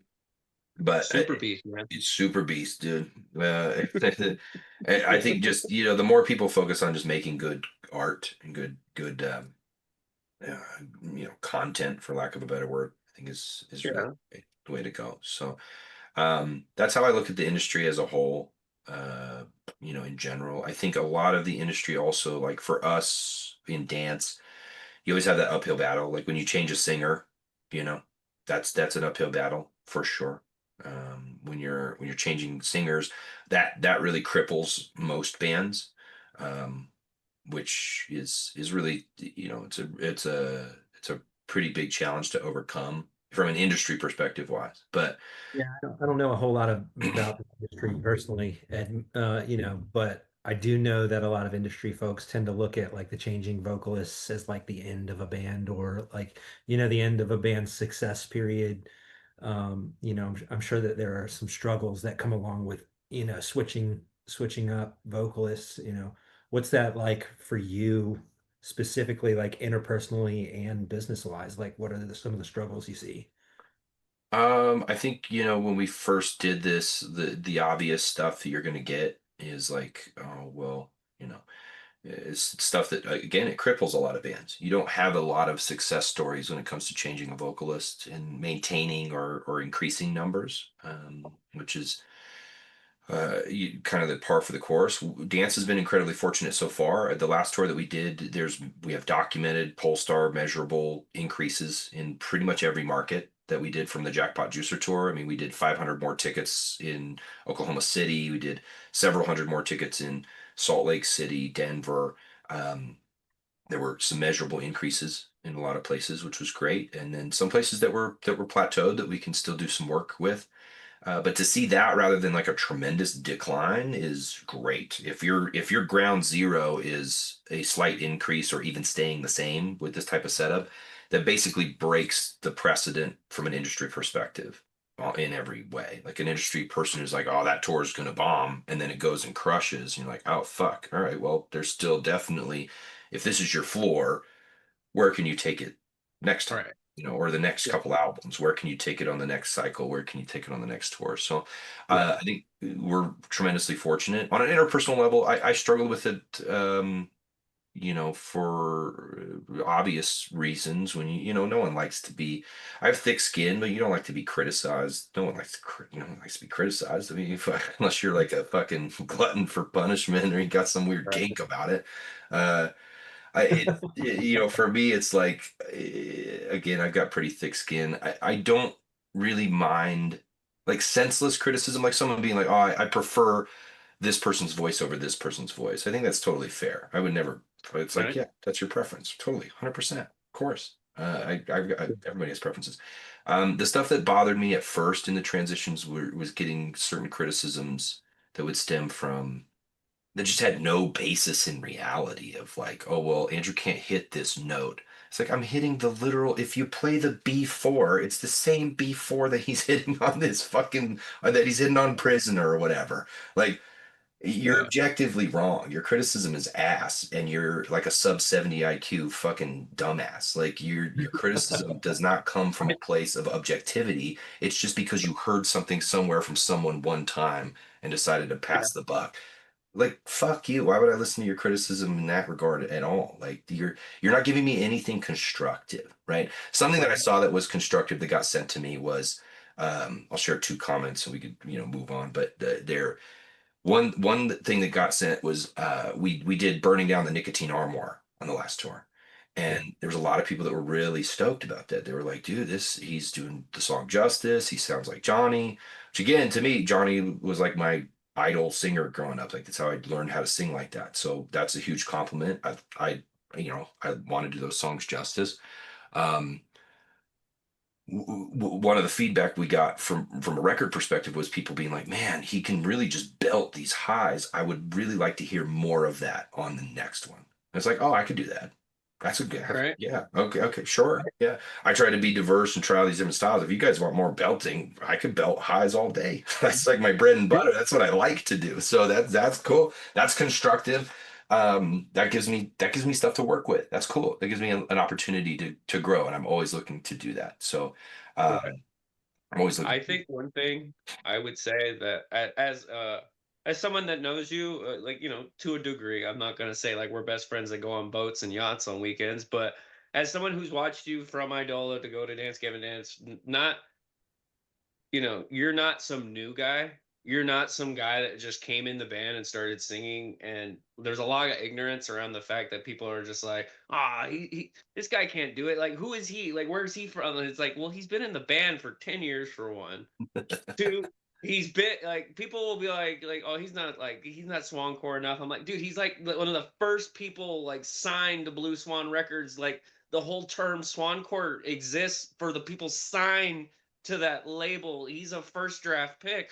He's not new. Stop treating him like he's a new guy. Like they would bug me just because I'm a music nerd. And it's like he's been in the trenches. He went on tour. He's been doing the backing vocals in this band for like ever. Like I saw you do him on Under Oath tour. I was like, damn, that guy's really good. He's like high. He's doing just as high. And it's just like to hear people act like you're some Johnny Come Lately or some weird obscure random like pickup that just hasn't been ingrained in a part of this for like a good long minute bugs Yeah. me as just a music nerd. It Oh, bugs me. yeah, it's irritating. Luckily, it's the opinions of very few, very vocal people. When you come to the shows and you see that we sold 70,000 tickets on the last tour, and it's like those are the people that matter. Those are the people that's by and large like the majority of the audience. I'll share one last one that is a good example of like criticism that is so funny. John sent it to me. He's like, "This is the most insane criticism for you I've ever seen," and it was somebody who had said, "Yeah, Andrew." The constant criticism is like, "Oh, this guy's really good, but this guy's extremely talented, but," is like some of these people's criticism, which is always funny to me. It's like that's still a compliment to me, but. One guy said, yeah, he's really good. And there's some moments that really shine. But, for me, Andrew doesn't have the inherent gayness in his voice that these other singers. And I was like, oh, John's like, yeah, fellas, is it gay if you sing baritone? It's not gay enough if you sing in baritone. I was like, this is the weirdest.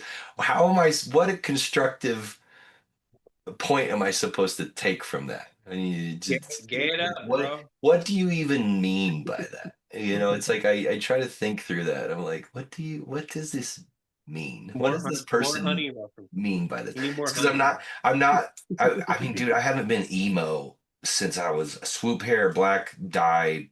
Bring it back. In 16, bro. So if the comment is I'm not bringing in enough, like, I'm not putting those inflections in my voice.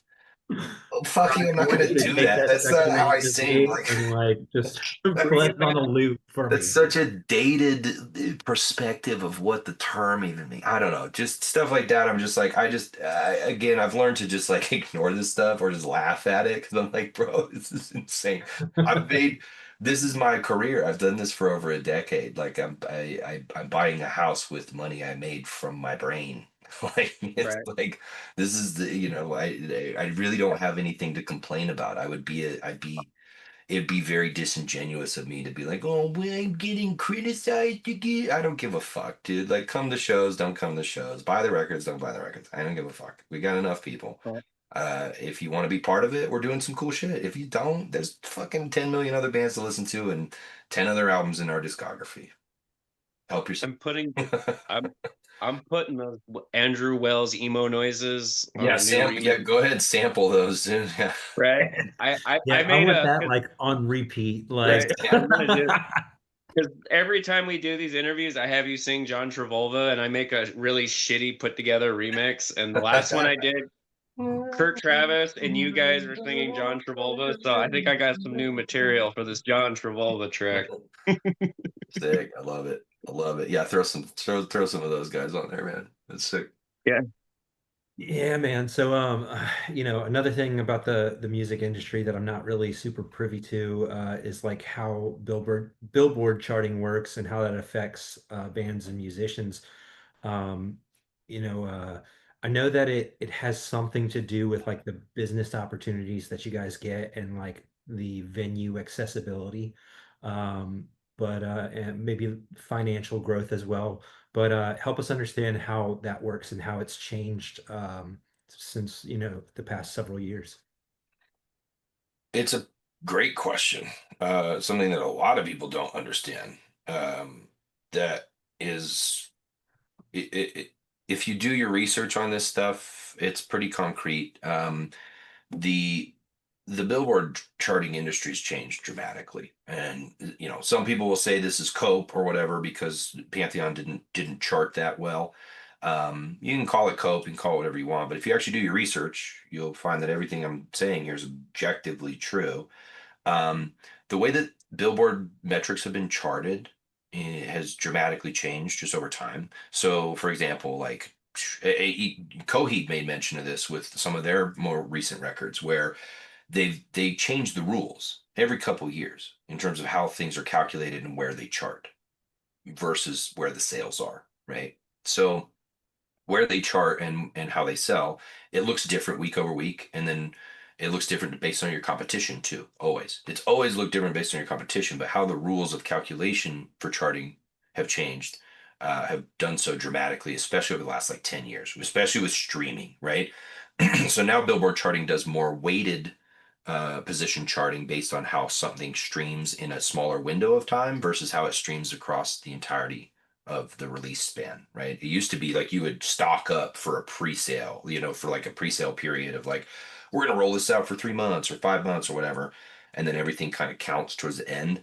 Doesn't work like that anymore. Two major things changed since we put out Jackpot Juicer, which was bundling. They used to do like you basically double count sales if you bundled them in a particular way. And Coheed had this, DGD did this. It was how a lot of like rock post-hardcore bands would compete with pop acts on the Billboard chart, is they would do bundles because those fans they would be more likely to buy things in bulk or buy bundles with merch, whereas pop fans would just mainly buy the records, right? So in order to compete with someone in the pop sphere, you would want to go and bundle it, and then it would give you a higher charting position. And so like Coheed and DGD would do a lot of bundling, and it would get us a lot higher of a charting position. Coheed came out with a whole statement about it was a few albums ago now, but I think it was like 2021, 2022, where they had calculated they had sold like 40,000 copies first week. But then Billboard came back and was like, no, you actually only sold 21,000. And that actually bumped your chart position down. And because we just got rid of bundling, so now you actually did half. And so they made a whole post about it. They're like, yeah, due to this and this, the changing of the metrics, now it's this. And so really crazy times, right? And you look at like our Billboard charting week. Let's take Ed Sheeran, for example. Ed Sheeran has historically just dominated number ones on the charts, right? His last album that came out same week as ours was charted at number 5, and sales alone, the one before it sold like 165,000 copies first week. This one only sold like 70,000 copies. So he was doing basically like less than half of the sales from his last record. So you look at that and go, well, what's happening? People just aren't consuming music. The weighting of the scales is different. And you're like, what the hell is this? And then you see some bands would just like buck the trend though. Like 21 Pilots charted same week. They charted number 1. They sold exactly the same amount of units as they did the last like 3 times. They have like 140,000 dedicated fans that just buy every time they put out a record. All 140,000 of them just buy it. So for us, we're still really proud of what Pantheon did. We did just over 10,000 copies first week. We have that verified metric on there. We did over 10,000, which was more than, you know, more than a sizable portion of the DGD discography. I mean, it sold more than Downtown Battle Mountain 2. It sold more than Acceptance Speech. I think Instant Grat did a little bit more, but not like tremendously more. And then Mothership so it sold really well for the time. So for a singer switch up, to be able to still do that and still sell and kind of be new to it and kind of be on par, a little above Acceptance Speech, gives me some motivation to try to outdo Instant Grat and the next ones, the next time that we go about it. But it does account for some of the charting position. And if you look at where we charted on that last one too, you can see, like, dude, the way they changed the metrics, instead of doing just your first week calculations for new releases, it's taking an aggregate. So number 16, for example, on the charting of our week was Hamilton, the Hamilton soundtrack. You're like, this didn't come out this week. What the fuck are you talking about? Like, why is this being charted in the same metrics as everything else? This came out 10 years ago. Like, what the hell you mean? It's because of the weighting of the streams in terms of Billboard calculation puts it higher on the list, which can be, again, a lot of that can be AstroTurf paid for. You just don't know. So I think Billboard's a little more of an outdated thing, and people will call that cult. They'll say whatever they want, but that is objectively, you can look into everything I said, it's objectively true. Billboard changed a lot of their metrics in 2022, I believe, 2022, 2023, in terms of how they calculated. So yeah, we're excited to it gives us an opportunity to like find new ways to do better on the next one, you know. I mean, I think you didn't sell 5 records. You're not, you guys didn't bail out and like you're not destitute. You're not in ruin. I think there's some people out there that are rooting for that, and sorry, not happening. I think you guys have a lot of shelf life, if I could make a reference, that a lot of bands don't have, because you guys have a sense of community. It's not just on your app. I mean, there's Swan postings on Facebook, there's Swan posting on Reddit. There's a very healthy community on TikTok.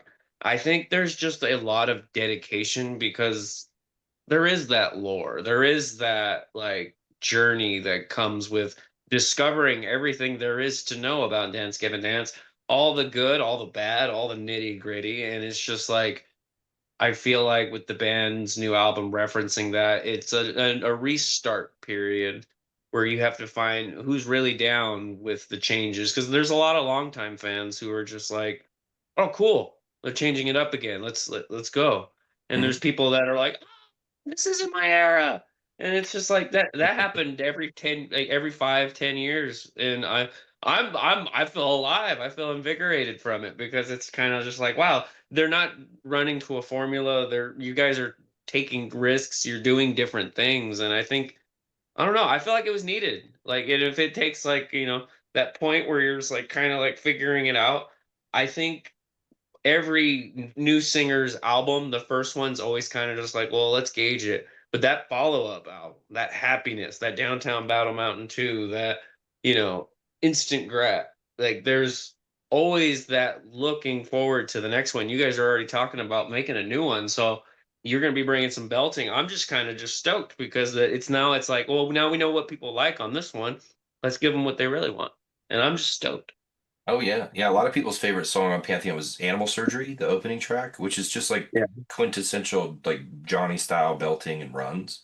That's like Yeah. well within my wheelhouse. It's stuff that I love to do, and so I think playing into that is really going to be awesome. I've been working with a new vocal coach too, he's been phenomenal, and tapping into a lot of these high belt register stuff. So using my mixed voice a little more properly, which has been really cool. It's been really fun. All the stuff I've written for the new stuff is like I'm just really excited to get it down.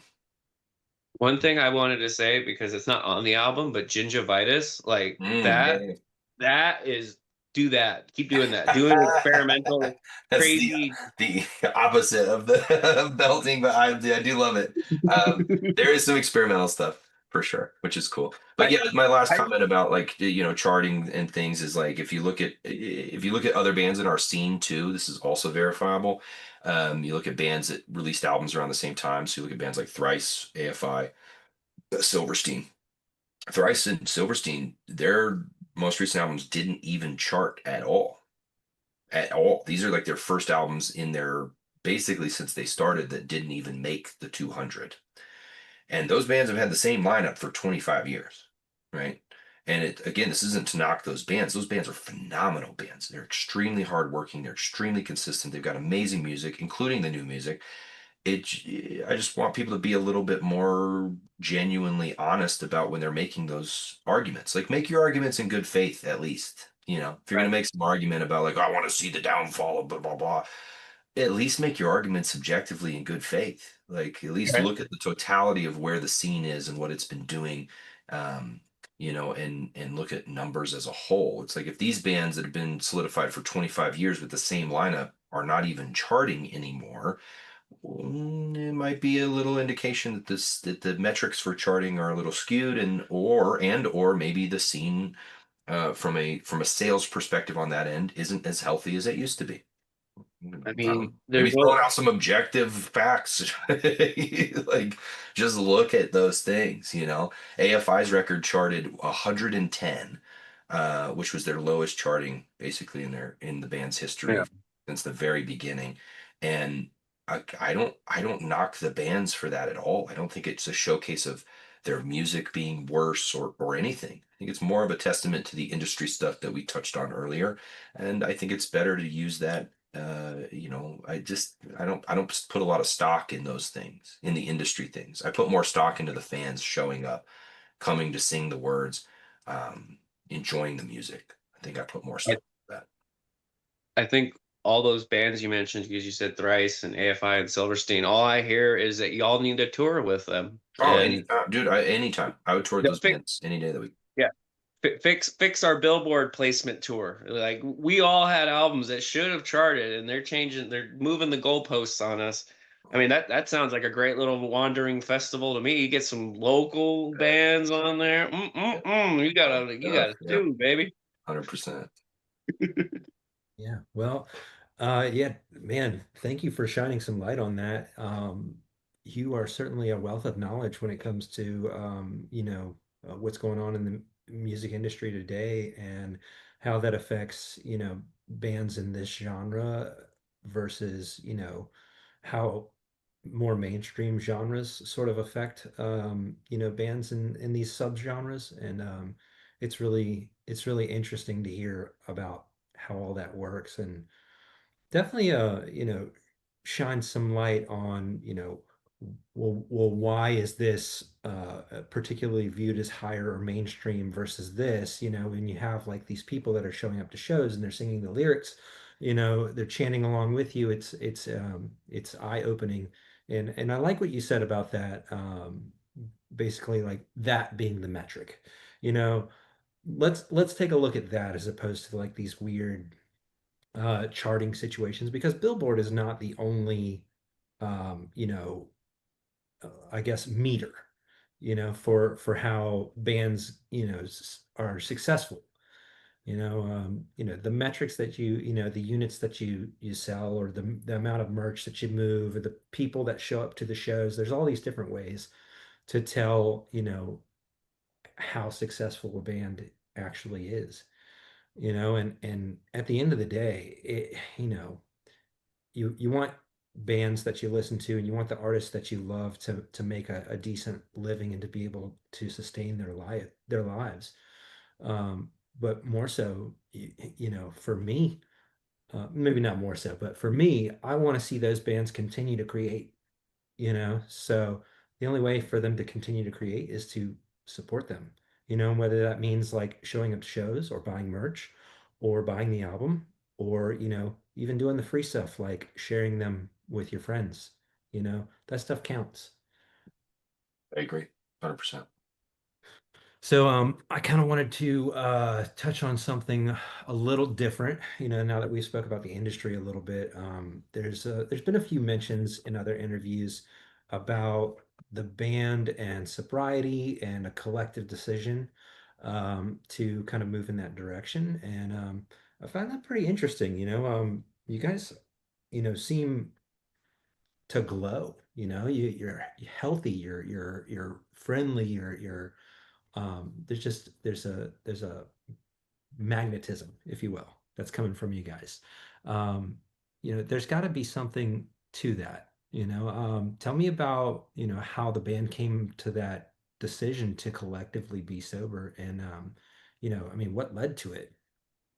Um, I think a big, I think a big obvious reason, timing wise. I mean, if you're familiar with the lore of the band, you're no stranger to some you know some rehabbing and some things of the past. I think that played a role. I think things just started to get a little crazy. You know, the band was really starting to see success for the first time, and it felt like you could just kind of be Motley Crue and just you know, drink and abuse substances and just kind of do the rock and roll thing. And but when your best friend and your bass player dies, um, it really changes your perspective on things. And I've lost a number of friends and family members to suicide that's been exacerbated by substance or substance abuse in particular. You know, I've lost a lot, both in the music industry and just in general. And that death hit me particularly hard. Um, you know, Tim was one of my best friends for a very long time. Made a lot of great memories with him touring the world and making great art, and he really inspired me to become who I am today. And so losing him was very tough. I still haven't really had the time afforded to me to grieve that properly, which is unfortunate. But you know, we press on because that's what he would have wanted. He wanted what he would have wanted to. He's a true craftsman. You know, he was truly an artistic force. I think that he would have wanted us to continue under any circumstances. And so I think that was a catalyst for us to step back and take a look at our own behaviors, and say, no, I, this is not a worthwhile investment of my time and my money and my sanity anymore. It just doesn't serve me anymore. It's a detriment. So we came to that conclusion. We're like, no, we're not gonna do this. We're not gonna be part of this anymore. So we all none of us drink. None of us drink. I think Will's the only one who's California sober. You know, still smokes. None of the rest of us smoke. You know, Matt's in AA. John and I don't do any substances at all. It's just not, you know, caffeine, right? But the rest of us are bone dry sober. So no substances. It's been great. It's been honestly like fucking life changing for the band. Like everybody's in a good mood every day. Everybody wakes up and we go to the gym and we get breakfast together. We talk and enjoy each other's company. There's never any nights of like fighting um, or anything. It's very much like a group effort. And it's as cheesy as it is. Like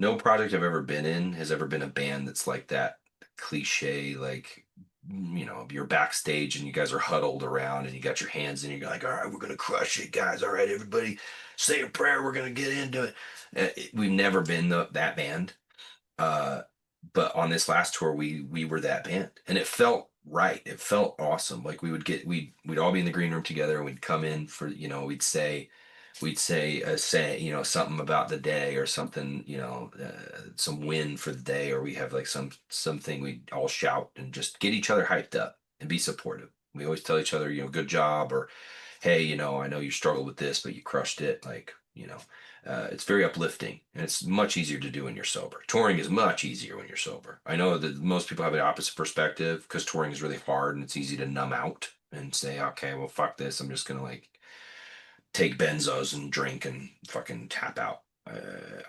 I understand that mentality because that used to be me, um, many years ago now. But touring is just so much better when you can be in the moment and be grateful that you get the opportunity to go out there and perform every night, and that you get to support your family off of that, and you get to interact with these people. And I think that just keeps us solidified on that dynamic that it's just healthy. It's much healthier. Yeah.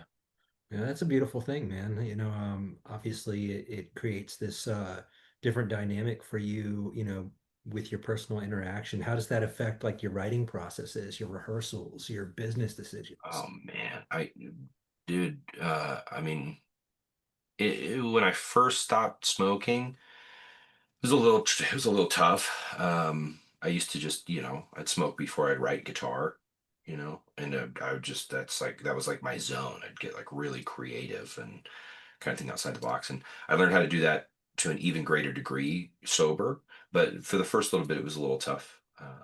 I used it as a crutch a lot. Used it as a crutch for many things. And after going to therapy consistently every week for 5 years now, and really focused on building those relationships back up, I think, yeah, it's just so much better now. Everything's really cleaner. It's like really crystal clear. Like everybody's acting in good faith, and it's like really the vision is clear, which is nice. There's no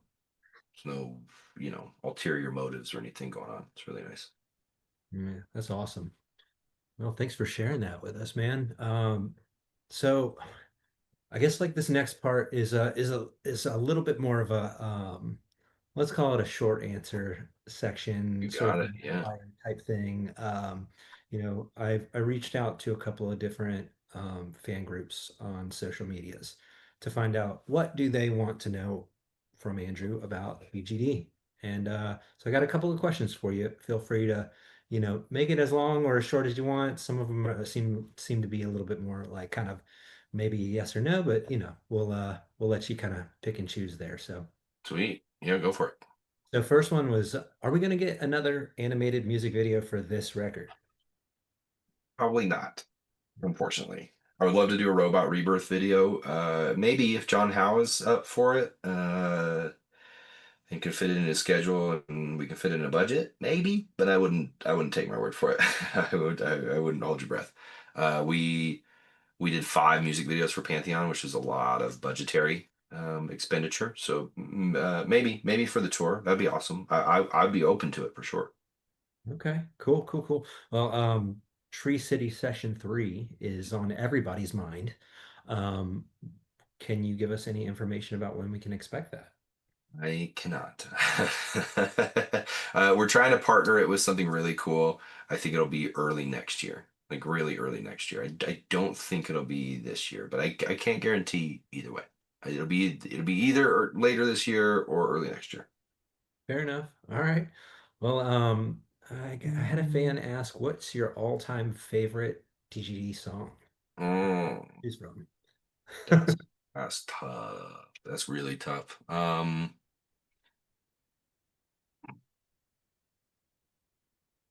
Spooks probably. That's Probably a good. Spooks. Yeah. Elder Goose or Spooks are probably like top songs for me. I think Elder Goose is sick, dude. I Good love it. riff, dude. I just did like I just did a single take pass through. I did like a couple takes just like running it yesterday. It's fucking super fun. Sick. Mm. Oh, It- oh, could that be a It's hint? probably my favorite song off of like next to Purple Rain. I think that's my favorite one off DBM too. Yeah. Oh, dude, love Purple Rain too. That song's fucking fun. Yeah. I think like of the Johnny era, I think Open Your Eyes and Look North is probably hands down like that's just intensity and it's just Yeah, it's good. Yeah. Yeah, for me, my favorite DGD song tends to change daily. Yeah, there's a lot to There's choose so much. from. There's a lot of good shit. Yeah. There is one that I typically come back to quite a lot though, and I hope that you guys do it on tour at some point because I've got to see this song played live, and that would be Hot Water on Wool. Uh, both the first part and the reprise. Yeah. No, I would agree with you. Such a I cool think, song. yeah. So people want to know, is there an instrumental for Pantheon coming? Yes. Uh-huh. We're trying to get a rollout plan going for that.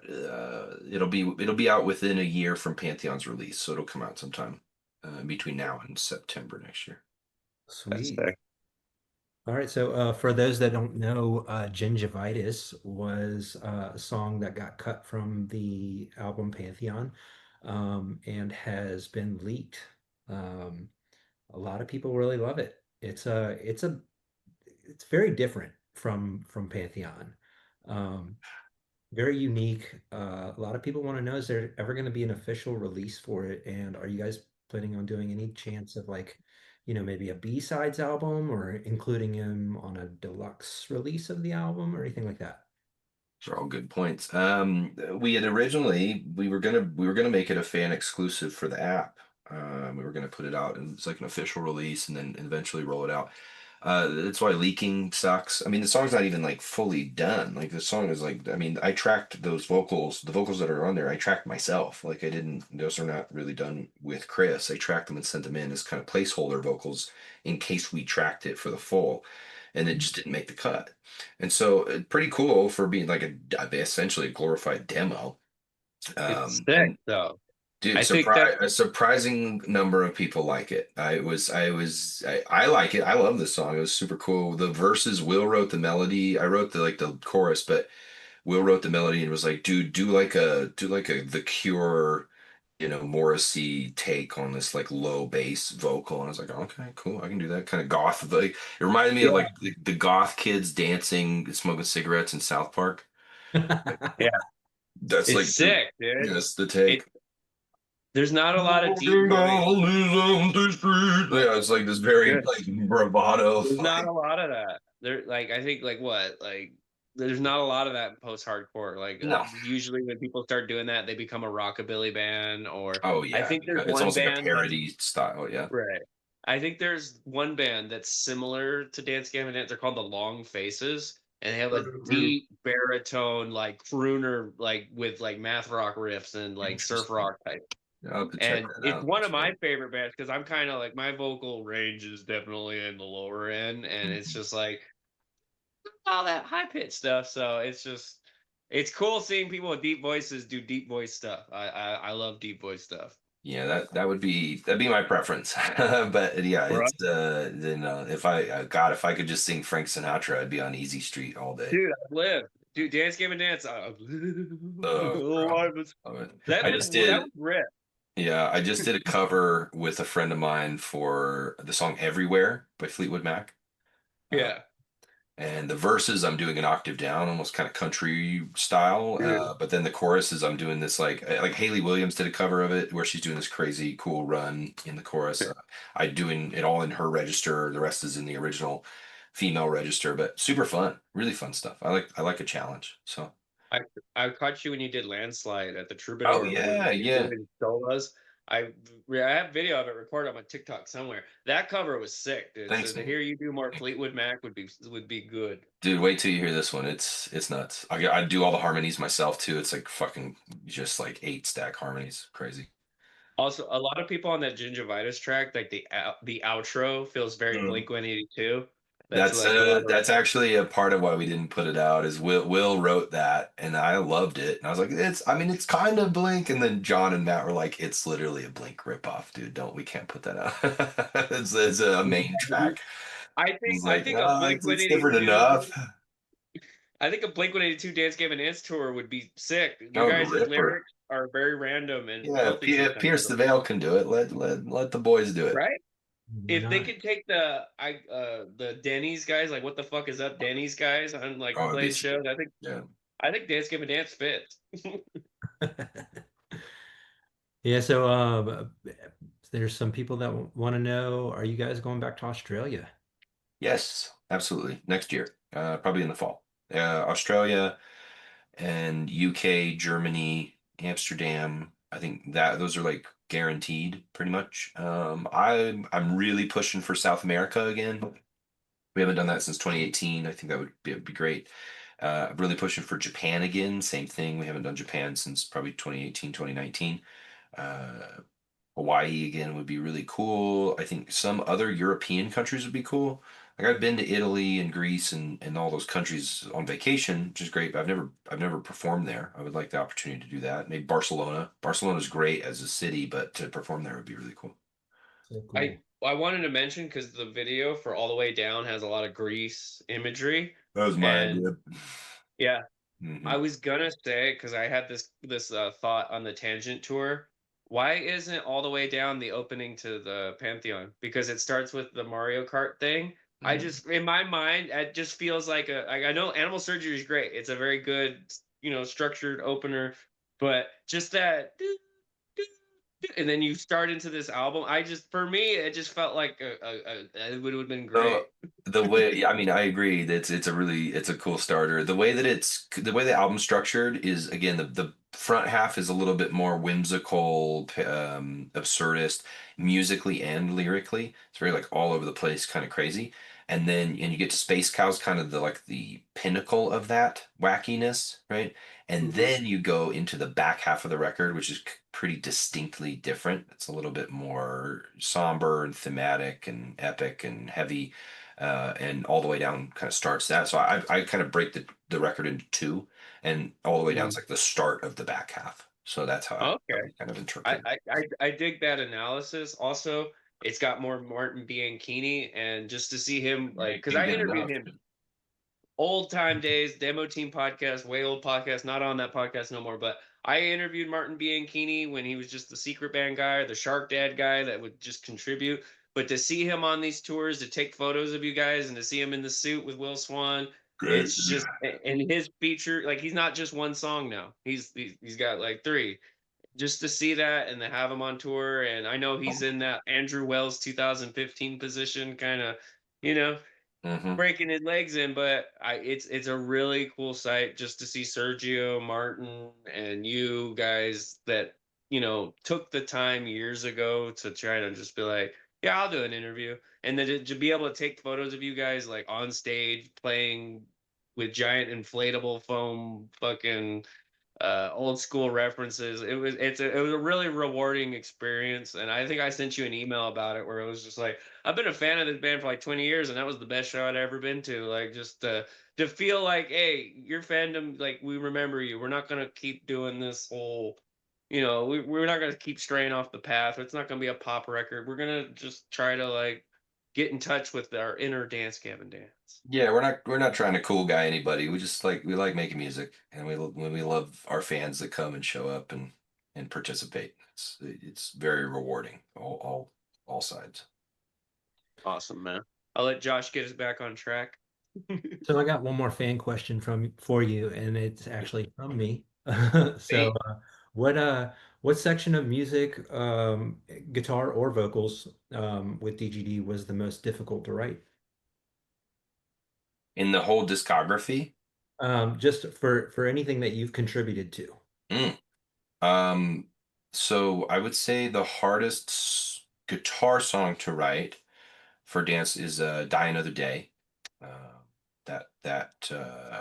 Yeah, that opening riff, that fucking like that whole opening segment.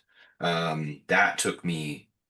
It didn't take me that long, but it just like getting all the nuances of how to do this like finger picking section and then get it all the way down with the harmonics. At the time was like pushing my abilities. I would say a runner up to that would be Speed Demon. Yeah. That Speed Demon riff is a bitch, dude. That shit is fucking hard. When I pitched to the band, they're like, "This is crazy," and like all the chorus. Martin still hates my ass for making him play that song because it's so hard. He's like, and he'll fuck up the but it ain't that little gap riff. He'll fuck it up on some of the nights, and I'll just look at him. He'll fucking make a face. It's just like because the song is hard. The song's objectively hard. And the third would probably War Machine is also a trickier riff. There's like a well, that song, and then got Straight from the Heart has like a 16 bar non-repeating riff in the verse that I wrote, where not a single phrase repeats. The guitar like literally does a 16 bar non-repeat phrase, which is really cool. But again, your brain has to be like, I have to memorize this entire thing. It's like no repeats. So all the newer era stuff for sure difficult. Which just wait for the other new shits. My guitar on insane steroids. It's some insane guitar writing. Vocally, I would say the Stickler, that like run, the pushing up this hill with like the big 10-second holdout on that D is that was difficult. That was hard. Yeah, probably that was probably the hardest vocally to write. Sweet, man. Wow. I love that Stickler music video, like the lighthouse references. Like that's just Yeah, that was Mingus's idea. Yeah, Mingus came to awesome. that one. Really cool. When's I mean maybe because we were talking about emo Andrew Wells. When's Matt gonna bring back the emo look? Because he was the guy. Oh, Dude. he was A-frame cut all day, dude. Got the eyeliner Right? out. Yeah, he's crazy, dude. He was like Sonny Moore's stunt double, dude. Like he had like the big old peacock and spikes in the back of Never, the dude. boots. Never. He's gotta bring it back. He's Never, gotta, dude. God. If you won't do it, Andrew, you have to. You got the mullet ones. Hell You can no, do the dude. big emo helmet. Hell no, bro. You couldn't fucking pay me for that shit, dude. With the beard and everything, dude, they would be all We're moving powerful. forward, not backward. I'm moving forward. Yeah, so You can that's bring it back. that's pretty much all I got for the fan questions. We have taken up so much of your time, and I'm so grateful for you for doing this with us. I do have to pick your brain about one last thing, though. You mentioned earlier about an indie label and plans on starting that. Tell me about what's driving that venture and how soon we can expect to see something like that come to fruition. Yeah, I think my tentative plans, like obviously everything else is taking major priority right now. So this is more of a long-term thought process for me. But being on the business side of things and seeing how labels have operated, I would like to, I understand the business model. I understand why it works that way. I understand the position that they're in. I would like to fund some more independent artists and be able to, now that I have a little more flexibility in that, my ideal vision for it is, I just bought this house. The basement's like half finished. It's a newer property.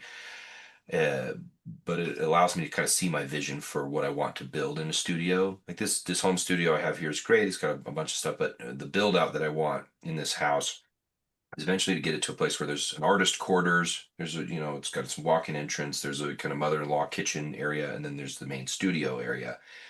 And I'd like to be able to record and produce bands from that studio and be able to sign them with really fair deals, even recoups where I'm not just pulling out of the recoup, maybe like a 50-50 that's a genuine 50-50. Like we're a partnership. Once my stuff's recouped and my investment's just recouped on the whole, now we can, do something, a 60-40 or something, a 70-30 in the artist's favor. And just try to see the vision for supporting up and coming artists and help them to jumpstart. Because there's a couple bands I'm helping out right now. This band called Widow from New Jersey and a band called Nothing Shameful from Washington. Great guys, really talented artists, very cool sound. One Nothing Shameful's got a record that's coming out that's very indie emo, post-hardcore rock, and then Widow's very the singer Jeremy's super talented. He's very kind of sounds like Vic from Pierce the Veil. But just the shreddiest guitars. Like, dude, Mike is a shredder. He plays for Hawk, which is Ricky's side project, he works for Ice Nine Kills. He plays guitar for Ice Nine Kills. So it's all connected. All these communities are connected, and that's kind of my vision for it, is to bring back that sense of community and helping artists realize their vision, and then also helping them overcome the pitfalls of what you can run into in the industry. Which is like, a lot of these people are not out to help you. They're not here to help you register your works properly or to get paid properly. They're there to just like claw at your income of what you could sustain with and find ways to fuck you over. And I'm not really interested in doing that. I'm interested in trying to help artists achieve their vision and support them in that process. So long-term vision for sure. I don't think I've got a name for it. I've got a business license for it. I should have the studio built out and be doing some stuff there by mid next year, like summer of next year. But I probably wouldn't expect anything major on that until 2027. Nice. Okay. That's Well, what's up, dude. man, I like that. You're certainly a man of the people in that sense. Love it. Sweet. Well, awesome, guys. Thanks so much for having me, man. I really appreciate it. I'm glad we got to chat and get in the weeds.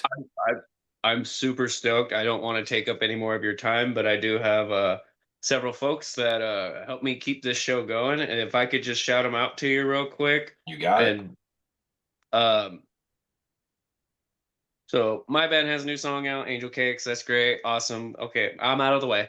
Anyway, there's this new awesome band called Lore. They have new songs out with Isaac Wilson of Dwellings, and they have a new song out with Properties of Nature. They So have a good. bunch of animated music videos, and they had a self-titled Dance Gavin Death Star reference in their music video. It's an animated music video. So if you're looking for maybe some animated music videos, they have really cool people that do something in a similar style, but while also honoring it, because there's tons of references to Dwellings, Cat Company, just the progressive post-hardcore, not swangcore, whatever you want to call it. And it's really awesome music. They mix a lot of different things from Latin to jazz to swangcore, math rock, post-hardcore. They're an awesome band.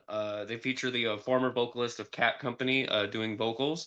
So they're really awesome. I just wanted to shout them out and put them on your radar. I didn't know if you knew that there's a Dance Gavin Dance reference floating out there. I did not know. That's actually really cool. Right. So next band I wanted to shout out is Lake Mar. They're an awesome band from Utah. I know you're from Utah, so I wanted to Really? shout out somebody. What part of Utah? That's a good ass question. I should probably have known that before I got this far. I could look it up. My phone's at like 1%. I want to just make sure I You're good. I'll look them up. I'll send it to you. I'll put them on your radar because it's Lake Mar. It has a slash and there's an E at the end. They're really awesome, really into music theory. Everything that they write, they can explain to you why they did it, why they would do it, and why it would fit in the song. They're really awesome. They have an awesome song called Reanimatrix out. My homies in Arsenic Kitchen, they're huge fans of you. They love Eidola. They love Dance Gavin Dance. They're all for this new era of DGD. They have a new song out called Devil's Advocate. They're playing Desert Gray Music Festival on the 25th. It's a bunch of bands from Arizona taking up all the floors in the coffee shop at the Nile. It's an awesome time. It's the same day as the A Lot Like Birds show with Dwellings and Marionette and Mela. So if you want a whole day of music, you can go to the Nile and then you can go hit at the Rosetta Room. You have a whole full day of music. That's what I'm doing on Saturday.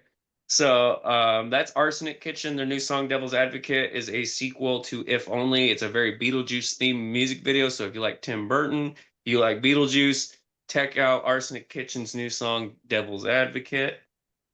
One more, and then I'll stop bugging you. We have Mini Love. They have a bunch of new music coming out. They have brand new shapes. They're really awesome. Mini Love. It's all one word, Miniluv.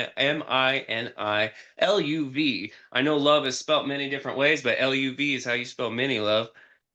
They're a really awesome band, and they're huge fans of yours, and they just wanted to shout, they just wanted to get on your radar any way they could, and they got, brand new shapes, which is a sick song. They got a new song coming out here pretty soon, so definitely check out Arsenic Kitchen. Got a little slap bass guy in here too. Yeah, sick. These guys rip.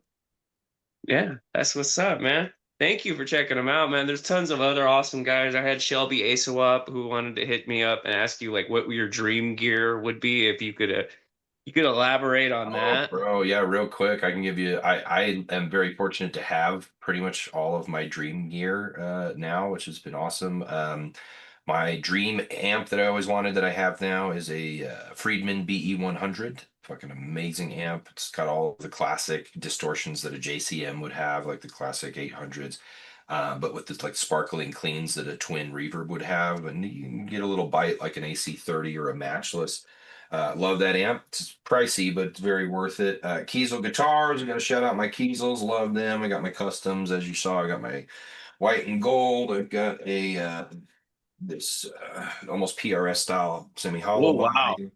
Love that That's guitar. It's a beauty. I've got my Zeus model 7-string workhorse here. This is an Eviscerate modeled guitar. I've got my oh Eviscerate wow. bend modeled That's guitars. beautiful.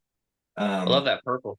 Oh, it's great. And then the mic I've got here is a Manly Reference with a modded capsule. I've got a Mic E Empirical Labs Mic E compressor preamp that I do all my vocal tracking on. Love it. I've got there's a couple little pieces of dream gear from interfaces that I would really like now that I'm getting more into the engineering side, but that's just kind of splitting hairs. I think I've got pretty much everything I need.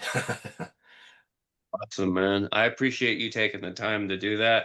I'm gonna shout out like a couple band names. We don't have to discuss it very much. I just want to give these people a shout out because times are tough, and I appreciate anybody that likes my band promo. So if anyone out there needs band promo and you want some guy that can get you in out there, ask Andrew. I can make 1,000 decent memes appear somehow. But I just want to shout out Casper's Lament, Mortal Folly, Never Rest, which features the bassist of I Wrestled a Bear Once. He does vocals in the band Never Rest. They're from Texas. They're playing a new music festival with the homies and Muse Relapse. We have As We Rise, Alpine Loop, Replication, Squall of Your Silence, Isaac Everchanger, Danny Silvertone, Dreaded Dale, Black Hat with a period at the end.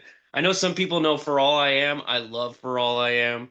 Neverender, John Mayer. That's spelled like nightmare, but it's John Mayer. It sounds like John Mayer, but it's just fun to say. Cleansing of the Temple, Dreaded Dale, Dread from Arizona. They're also playing Desert Gray. Like a Villain, Lives Lost. And I think that Dying Out Loud, they just released a new song called NPC, and I love those people. They're really awesome.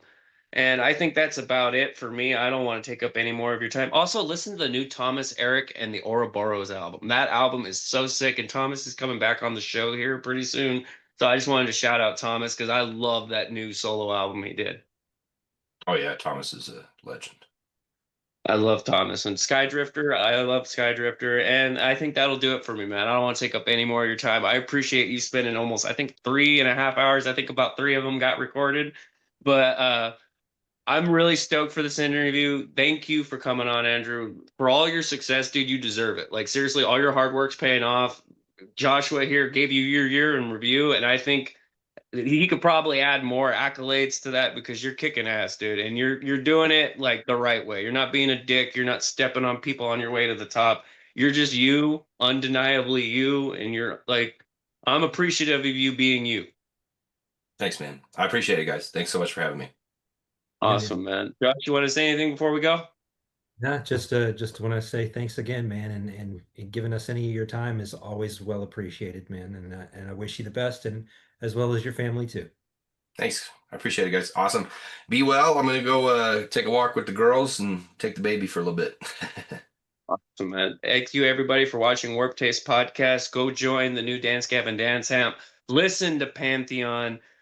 Join Swan Posting. Join Eidola Temple Posting. Join Post Hardcore Posting. We just support bands. We just want to see bands succeed. And thank you for watching Warp Taste Podcast. Shout out to our sponsor, Ghost Killer Entertainment. We can't do this without their awesome reach and awesome helping hands all the time. Thank you for watching. Thank you for your time, Andrew. You bet, guys. Take it easy.